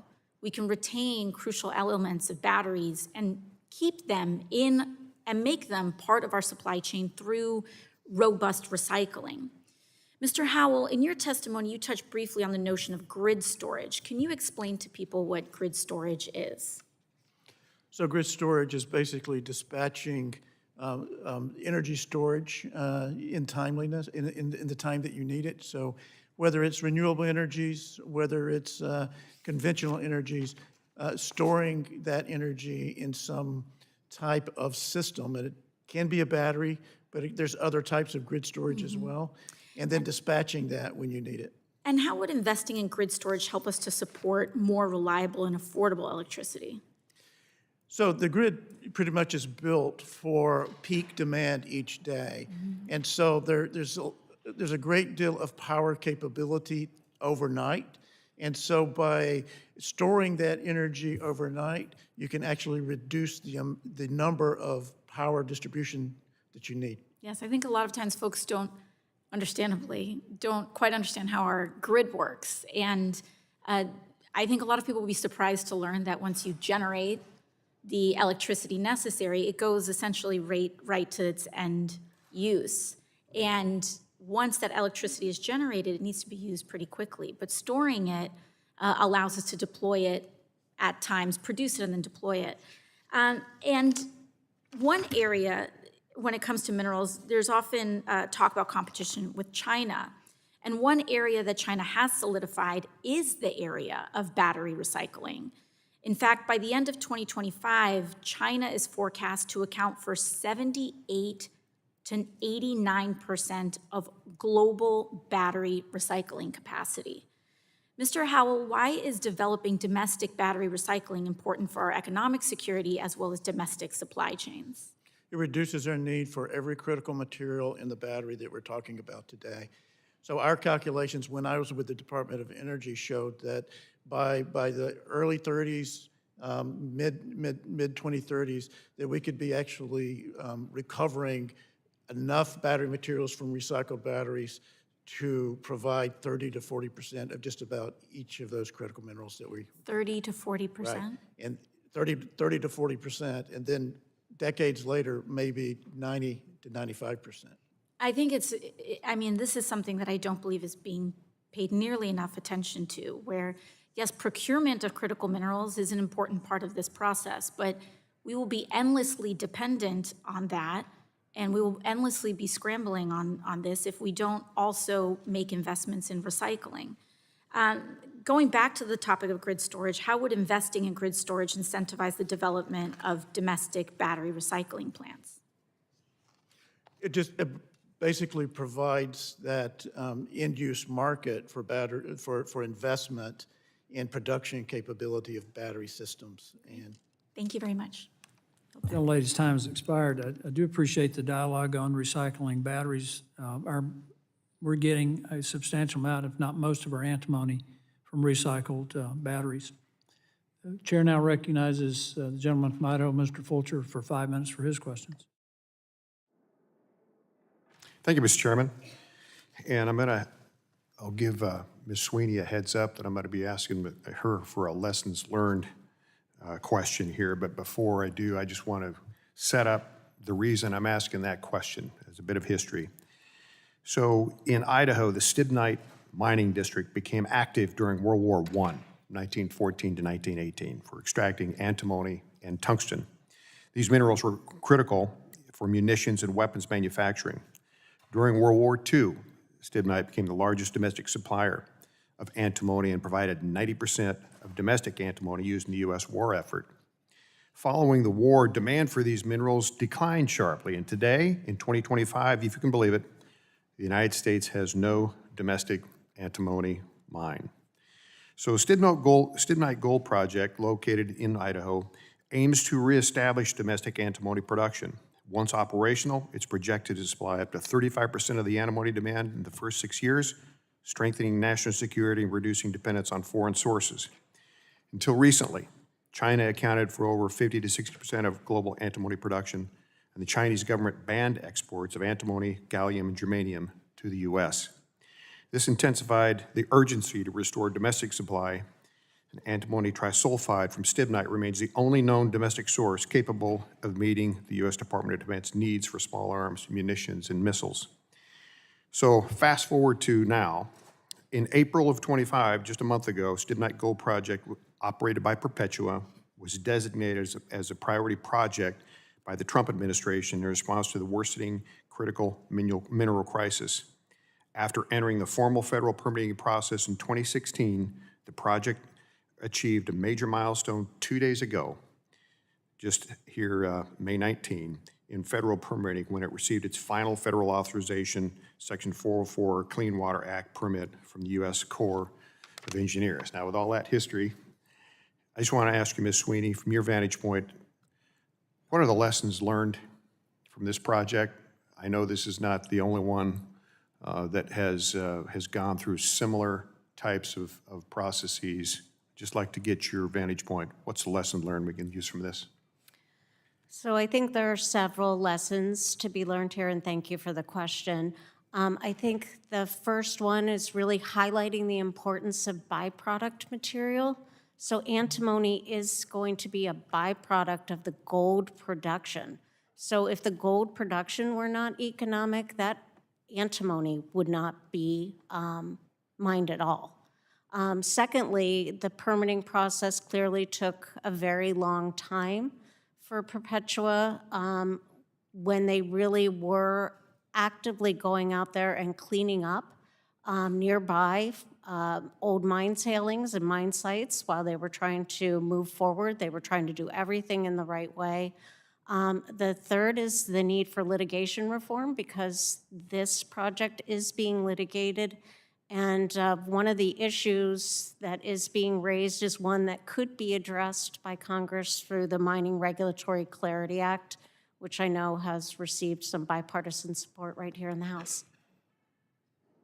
Thank you for that. I think, if I understand it correctly, although the permit was initiated in 2016, it's been about an 18-year process. Absolutely, it's really, and they've spent, hundreds of millions of dollars just to get to the point of putting in their permit for approval. Yeah, Mr. Herrgott, did I pronounce that correctly? In my last year in the Trump administration, as his permitting lead, flew out there, toured the site with Governor Little, and it's important to keep in mind that the lost revenue, the cost, is going to prevent tax revenue that will be generated from that project in the out years because of how much money it's losing on the front end. But it's important to point out that mining is entirely supported by private capital, unlike the rest of the world. Had Perpetua then Midas not put the money at risk on a legacy site that is going to give us better environmental outcomes than if they had done nothing, it's important to keep in mind that project, much like many of the other brownfield projects in the country, are going back to legacy mines from World War II, fixing them, restoring hydrological resources, and leaving it better than when they got there. And Perpetuate doesn't get enough credit for that. Thank you that. Mr. Chairman, I'm out of time. However, I'm going to send Mr. Herrgott a follow-up question having to do with the role of land management agencies, and I'd like to get your input on that as well. Mr. Chairman, I yield back. Thanks, gentlemen. The chair now recognizes the gentlelady from Texas, Ms. Fletcher, for 5 minutes for her questions. Well, thank you so much, Chairman Palmer, and thanks to you and Ranking Member Clarke for holding this hearing. I really am glad to work with both of you on the important issues that come before this subcommittee, and I agree with my colleague that this is an area with real potential for us to work together and find bipartisan agreement. So I also want to thank all of our witnesses who are here today sharing your insights and helping us find where we can find that agreement and understand the landscape where we're having this conversation. And it does seem to me, in the greater context of what's happening on the Hill this week and what we're doing, that we seem to be talking past each other about a lot of these issues. We've already heard a little bit about it this morning, but I really think it bears repeating that the Inflation Reduction Act and the bipartisan infrastructure law that Congress passed was designed to make important investments to expand the domestic energy industry and to reduce our reliance on China and other foreign countries, and to make sure that we were manufacturing at home, that we could be energy independent, that we could expand and grow, and we could be supplying the rest of the world with clean energy technologies, as well as continuing our work in traditional energy sectors. I represent the people of Houston, Texas. It's the energy capital of the world, and we certainly have been exporting our expertise and knowledge in all areas of energy, and see a future where that is something we can and should continue to do. But as we all know, it's just hugely important that we invest in developing full domestic supply chains for critical minerals, and that's so important as the demand for these minerals is only going to continue to grow, and that it's important for our national security. So, we need to be onshoring this process in a resilient and smart way, and we need to be talking to each other about how we do that. I think this hearing is helpful to that, but I do have to note that, just last week, every Republican on this committee voted to weaken our supply chain for critical minerals when we voted on this budget bill that's making its way through the House right now, and that is currently being debated and considered in the Rules Committee. This budget bill rolls back hugely important investments that we made in the Inflation Reduction Act and in the bipartisan infrastructure law to expand the domestic energy industry and to reduce our reliance on China and other foreign countries. So we seem to be talking past each other when we really should be thinking about all of these things holistically. And I do want to note, Mr. Herrgott, I appreciated your testimony and observations on the importance of permitting reform. That is something that I support, that I have been working on this committee. And I agree that Congress should be able to get it done. We should be able to get it done on this committee. And I hope that this committee will really be able to advance that effort in this Congress.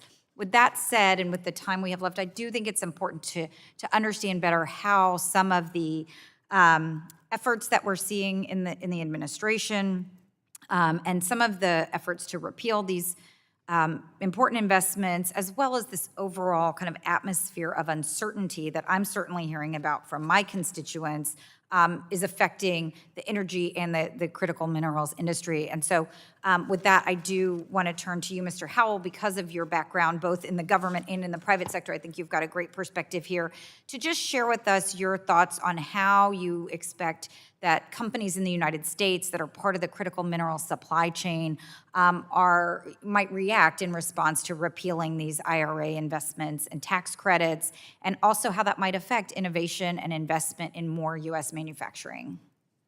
Thank you for that question, Madam Congresswoman. Consistency and predictability are so important to the private sector. And, there's lots of tools that the federal government can employ to support critical minerals and processing in the United States.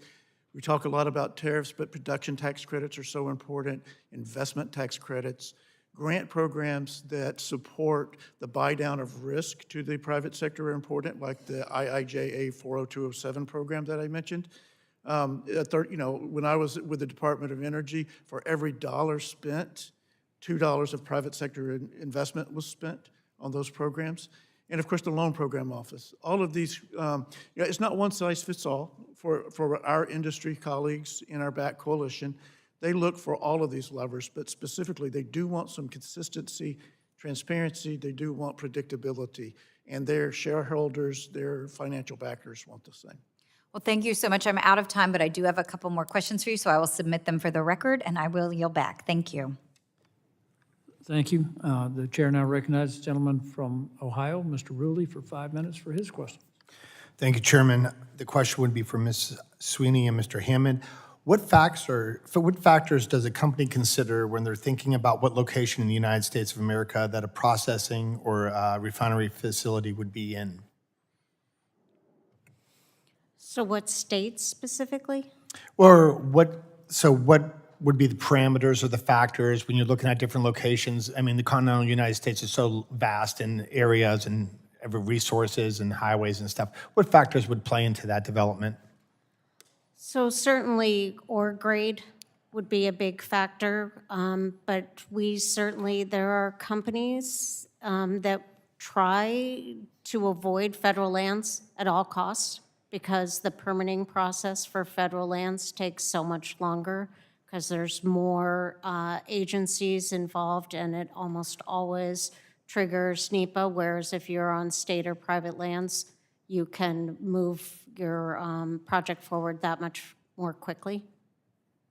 Mr. Hammond, do you have a comment? Sure. So echoing what Katie said, with mining, you have to go where the minerals are, right? It sounds like common sense, but that's the way it is. They're not coming to you. You have to go to them. But in particular, where you choose is also going to be a matter of where's the most favorable regulatory environment. And I agree with Katie as well. For many people, doing that on federal land is going to be more problem than it's worth. So you're going to look for state or private.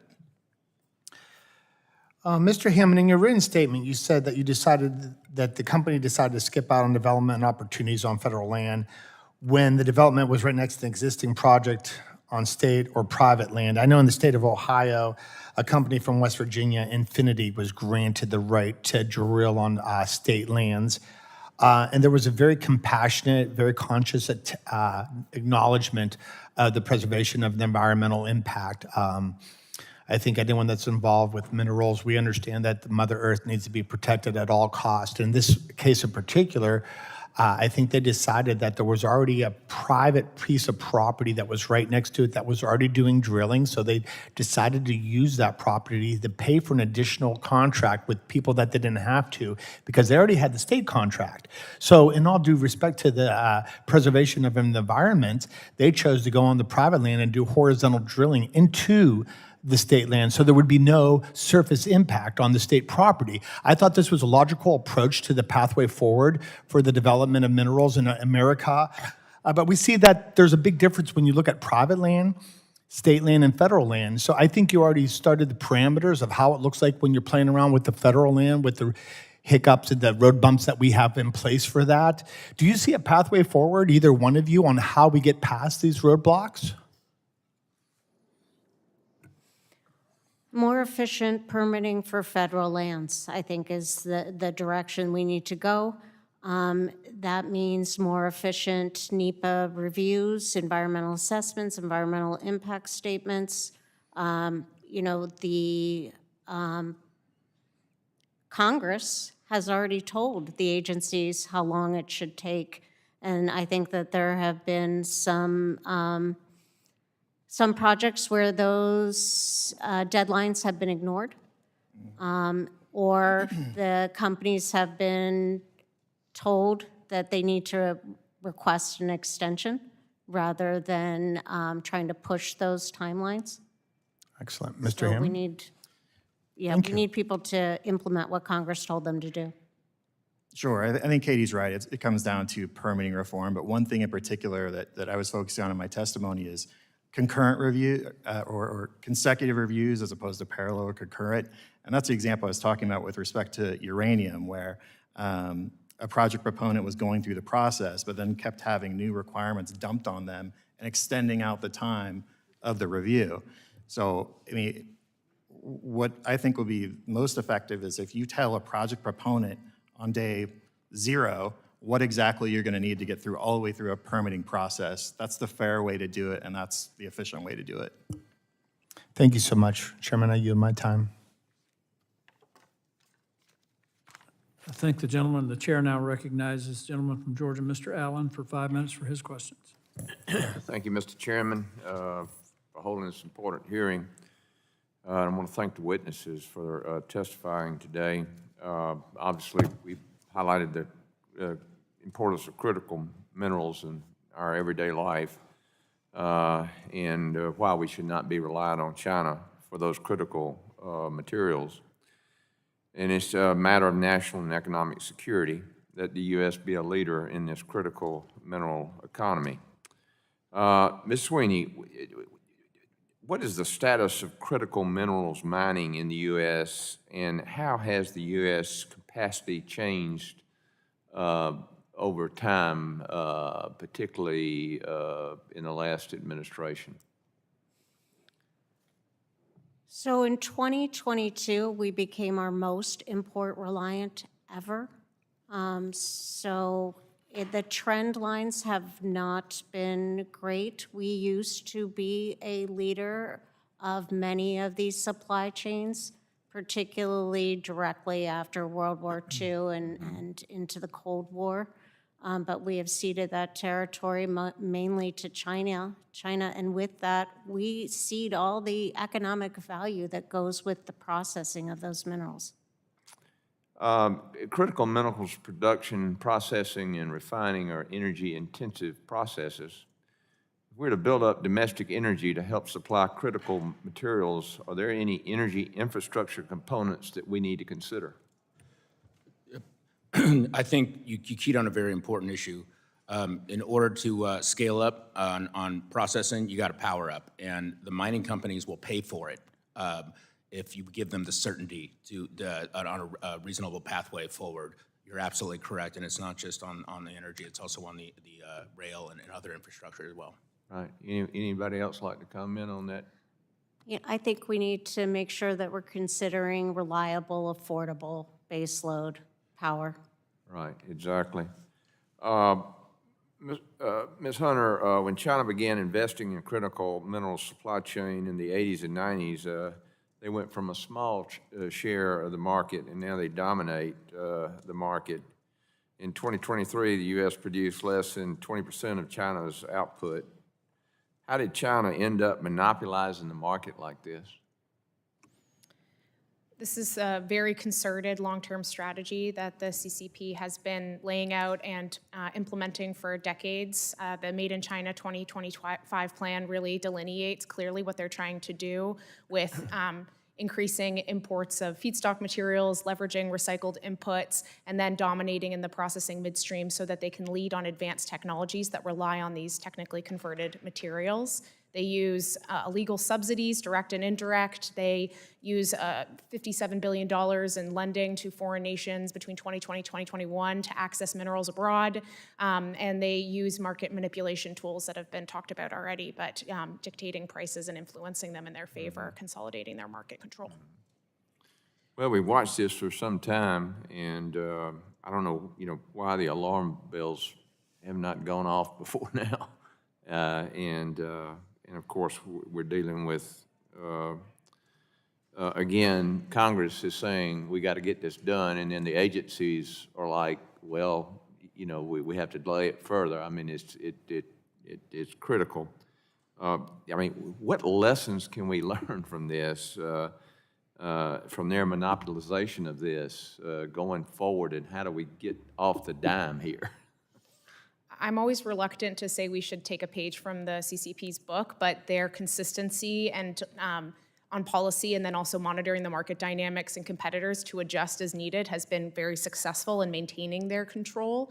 So given the bipartisan nature of this issue, I think consistency and leveraging whatever we can to help American competitiveness, but also supporting a diversification of the market will insulate us from the undue control that they exert over us today. I agree with your assessment. We cannot continue to operate complacently. Well, I'm about out of time, but I've got a few more questions here that I'll submit for the record. Thank you again very much for your testimony, and obviously we've got to get off the dime here and get with it, and I think we'll figure that out. Thank you for your help. I yield back. The gentleman yields. The chair now recognizes the gentleman from Texas, Mr. Crenshaw, for 5 minutes for his questions. Thank you, Mr. Chairman. Thank you to all our witnesses for being here. Critical minerals are the backbone of a modern economy and a modern military, from semiconductors to advanced weapon systems. But today, the U.S. imports between 50% and 82% of the critical minerals we need. So where are they coming from? It's been mentioned plenty of times here. They're coming from China. That's not good. Our national security, our national industrial base, our economic future, dependent on supply chains we don't control from regimes we cannot trust. And why? Well, mostly because our laws and regulations have made it virtually impossible to open up new mines in this country. And even when we do mine, we still have to ship the raw materials overseas just to get them refined because we've offshored our processing capabilities. I want to commend the Trump administration for taking some meaningful steps to address this with executive action. The executive order on critical minerals was a step in the right direction by cutting red tape, but we need to codify this. This is Congress's responsibility, and we're behind. You know, China didn't dominate this space by accident. It's a long game, decades of strategic investments in resource-rich nations across Africa, Asia, Latin America. In 2023, China was the top supplier for 29 out of the 50 critical minerals identified by the U.S. Geological Survey. So that's what it looks like when a global adversary plays chess and we're still playing checkers. And I think it's time we act serious about this, start securing our supply chains, rebuilding our refining capacity, and cutting the red tape that's left us dependent and vulnerable. I might add, I think this is becoming more of a bipartisan issue. I think everybody starts to realize we need these critical minerals.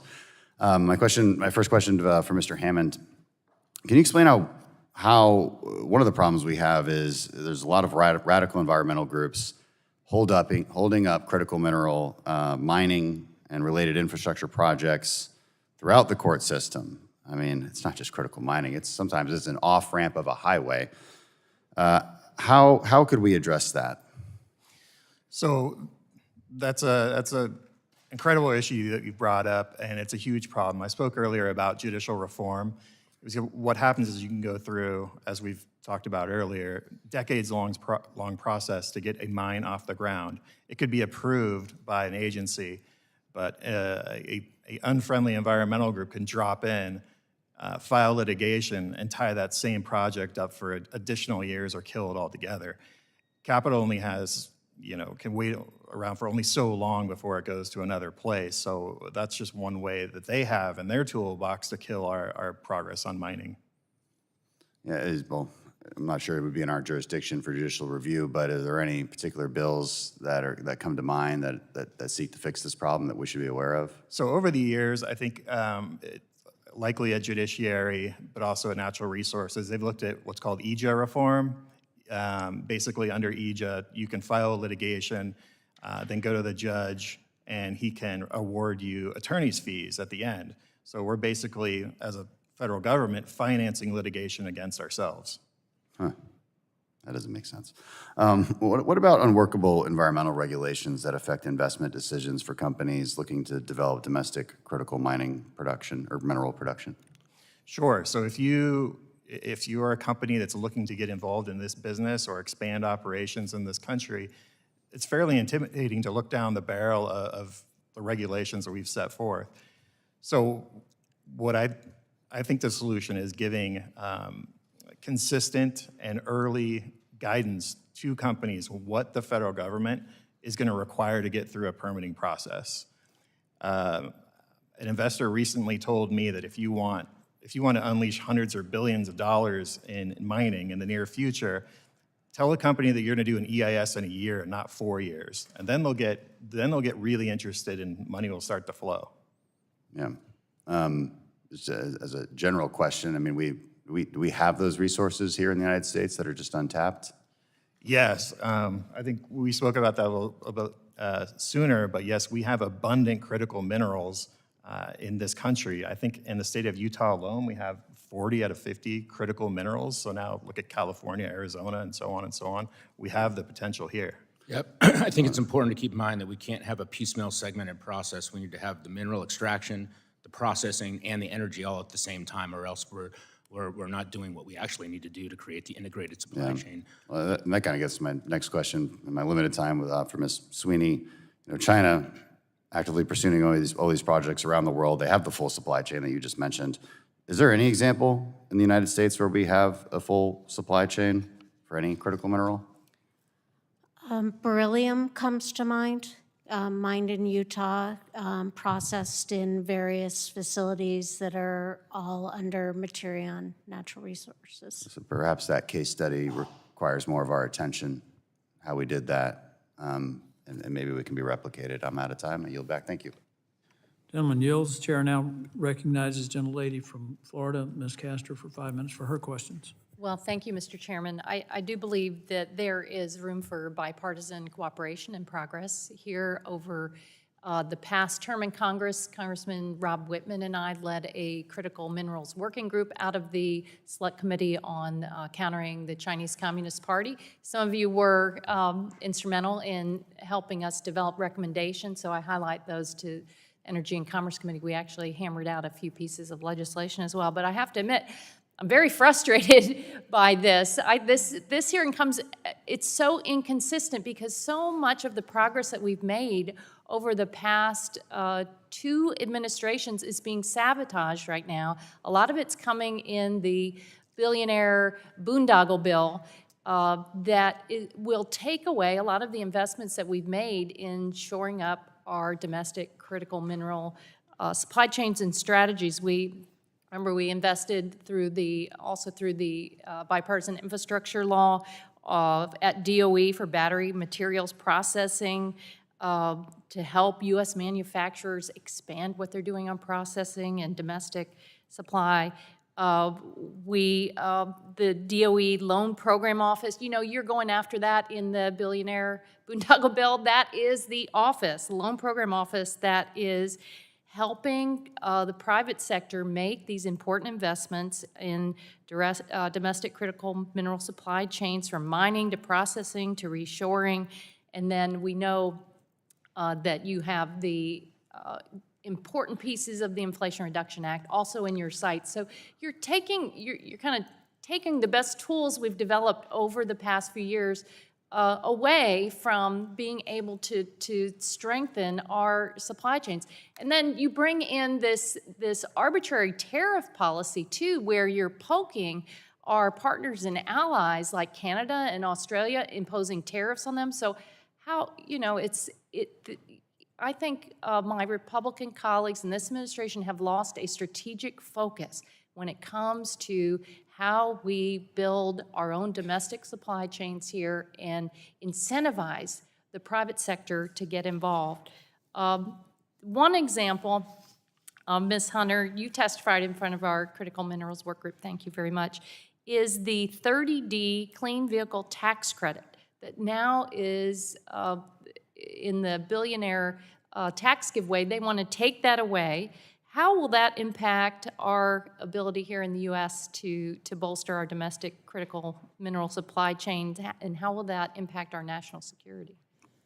So I haven't seen any of the final versions of the reconciliation text, so please take this with my need to get back and review for further comments. But a successful critical minerals policy does leverage the U.S. demand sectors that we've talked about with policy handcuffs that encourage them to source domestically as much as possible, and then also avoid sourcing from adversaries. That's extremely critical, and it must be well sequenced with the market. Similarly, we have to counteract cost disadvantages at home. The 45X tax credit does help attract investment here consistently over a long period of time. And without that, we risk the continued disinterest of investors and producers looking at the United States as an opportunity to process. So I do think that we risk the undermining the president's very clear agenda for unleashing American minerals and making sure we leverage domestic processing, if unintentionally, by foregoing some of these important considerations in policy today. Thank you. Mr. Howell, you did very important work at the Department of Energy's Manufacturing and Energy Supply Chains Office. Reporting at the end of 2024 suggested that DOE was considering as well how to do more to support U.S. Critical minerals projects, working with all sorts of grant recipients that were struggling due to Chinese dumping and price manipulation. Where should we go from here? I mean, that's the jurisdiction of this committee, oversight of that office. What can we do to support those efforts? And I know the demand signal is important, but what do you recommend to the committee? So thank you, Congresswoman. Very important, the IIJA Battery Manufacturing Grant Program, very important to the battery industry. It provides that high risk, high reward leveraging of private sector funding to install first of a kind, in many cases, first of a kind production capacity in the United States. And, and it takes time to actually launch those programs and then see production materials coming from them. So a consistent support for that, a continuation of the execution of that program is going to be so important. And for those companies that may be struggling in the near term, the 30D tax credits basically do provide that market pull for those materials that are going to be coming out of those facilities once they are actually in production. Thank you very much. I yield back. Gentlelady yields. The chair now recognizes the vice chairman of the full committee, the gentleman from Pennsylvania, Dr. Joyce, for 5 minutes for his questions. Thank you, Chairman Palmer and Ranking Member Clarke, for holding this important hearing, and thank you for our witnesses for testifying.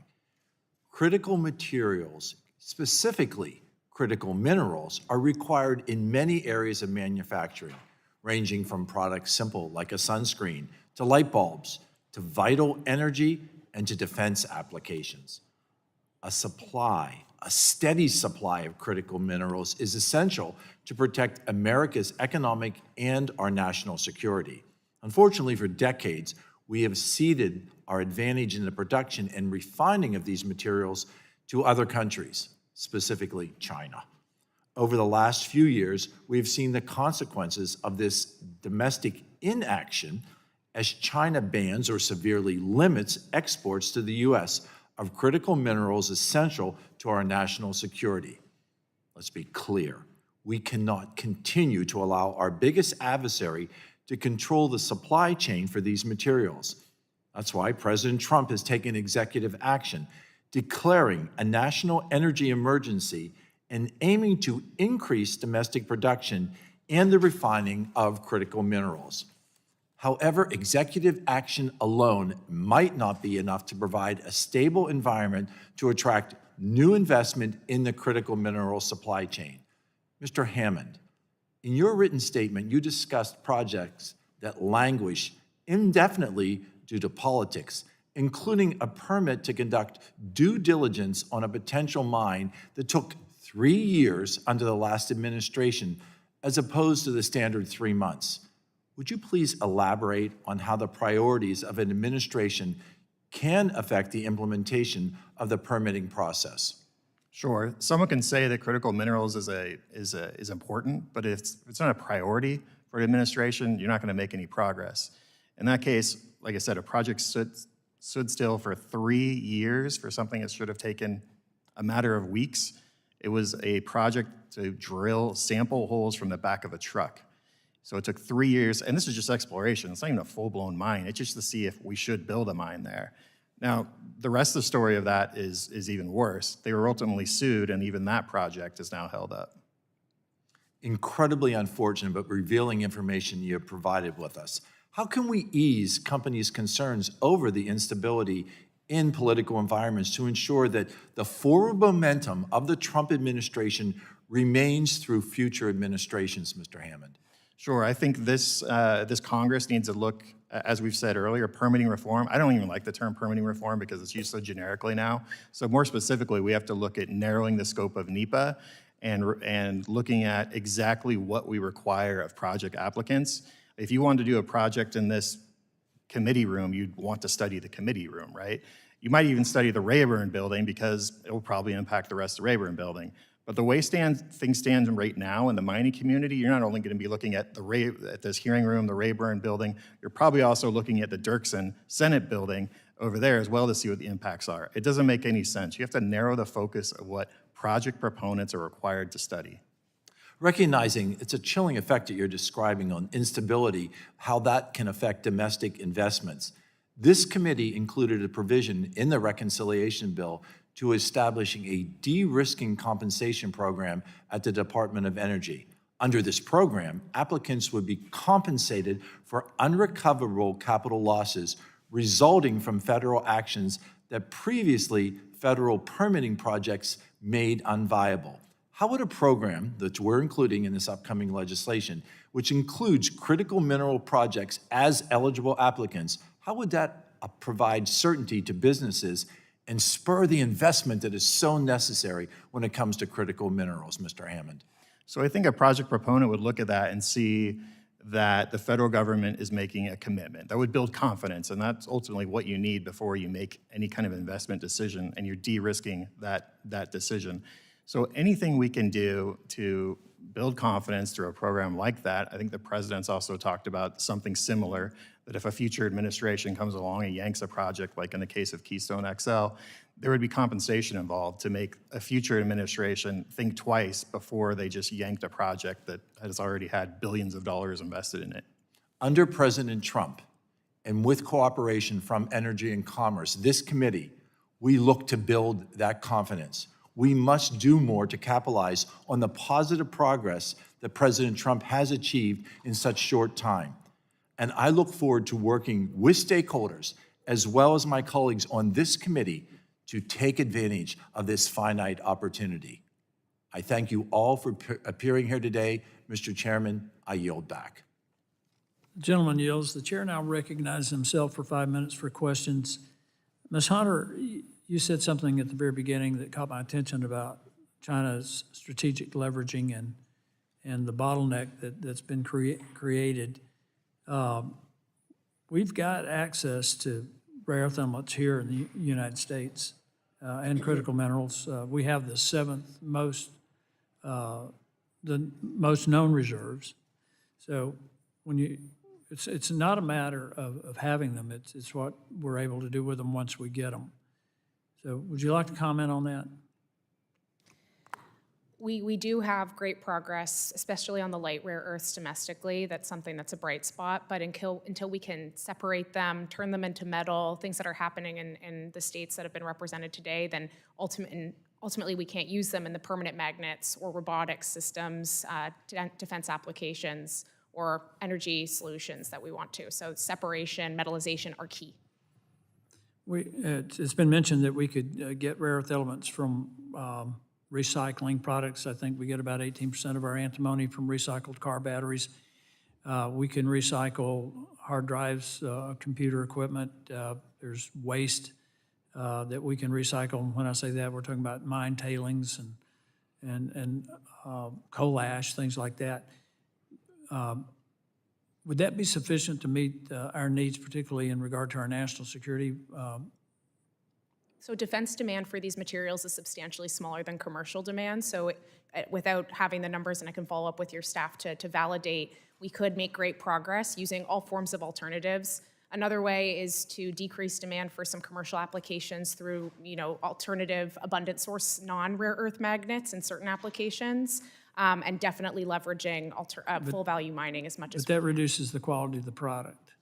But so use it in specific applications, so not for defense applications, so that we can then leverage the higher quality and qualified material for the defense applications in certain instances. So we have to yes and all of it. If you look at it in the context of economic security runs parallel with national security, I don't think we can supply our needs just through recycling. But I do think recycling is a viable solution.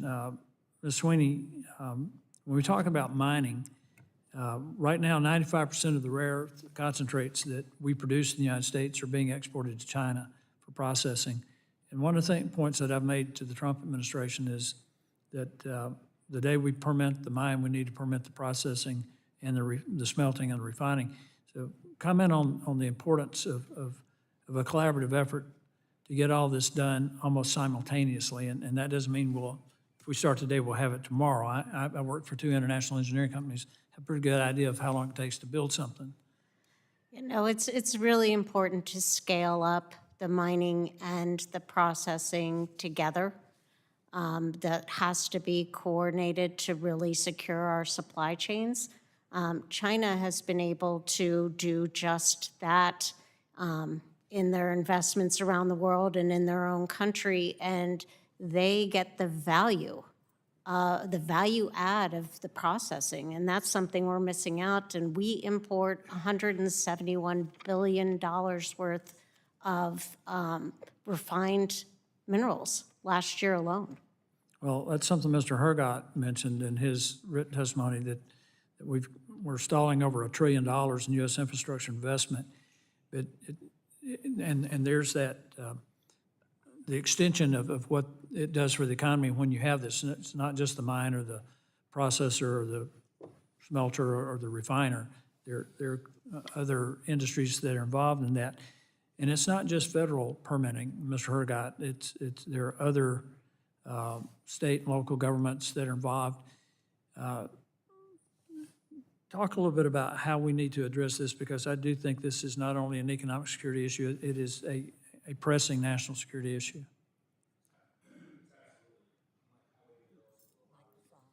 Microphone, please. Where there is a federal interest, because it's entirely supported by the private sector, these backbone industries, the fact that the neodymium that is in your microphone, we give to China at $1, they sell it back to us at $500, and even as of this month, the architect of the Capitol is going to ask for a waiver to buy more from China for our own hearing room. I just noticed I'm so short on time. I have another question I want to ask you specifically.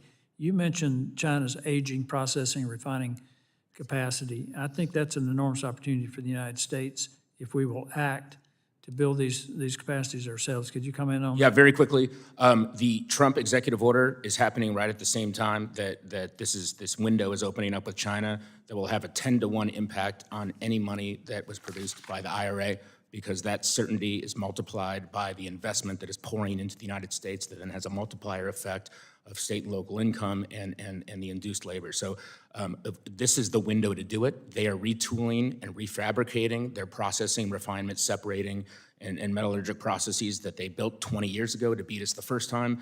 They can't reach the purity levels to meet the AI, the semiconductor, and as I mentioned before, it's going to take them 5-6 years to do that because they spent too much money developing dirty extraction processes in Mozambique and Indonesia and elsewhere. This is the window to do it. Thank you, gentlemen.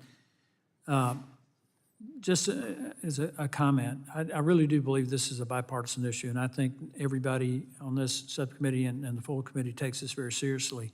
So I look forward to working with my colleagues. Seeing there's no further members wishing to ask questions, I would like to thank our witnesses again for being here today. Ask unanimous consent to insert into the record the document included on the staff hearing documents list. Without objection, that will be the order. Pursuant to committee rules, I remind members that they have 10 business days to submit additional questions for the record and ask that the witness submit their response within 10 business days upon receipt of the questions. Without objection, the subcommittee is adjourned.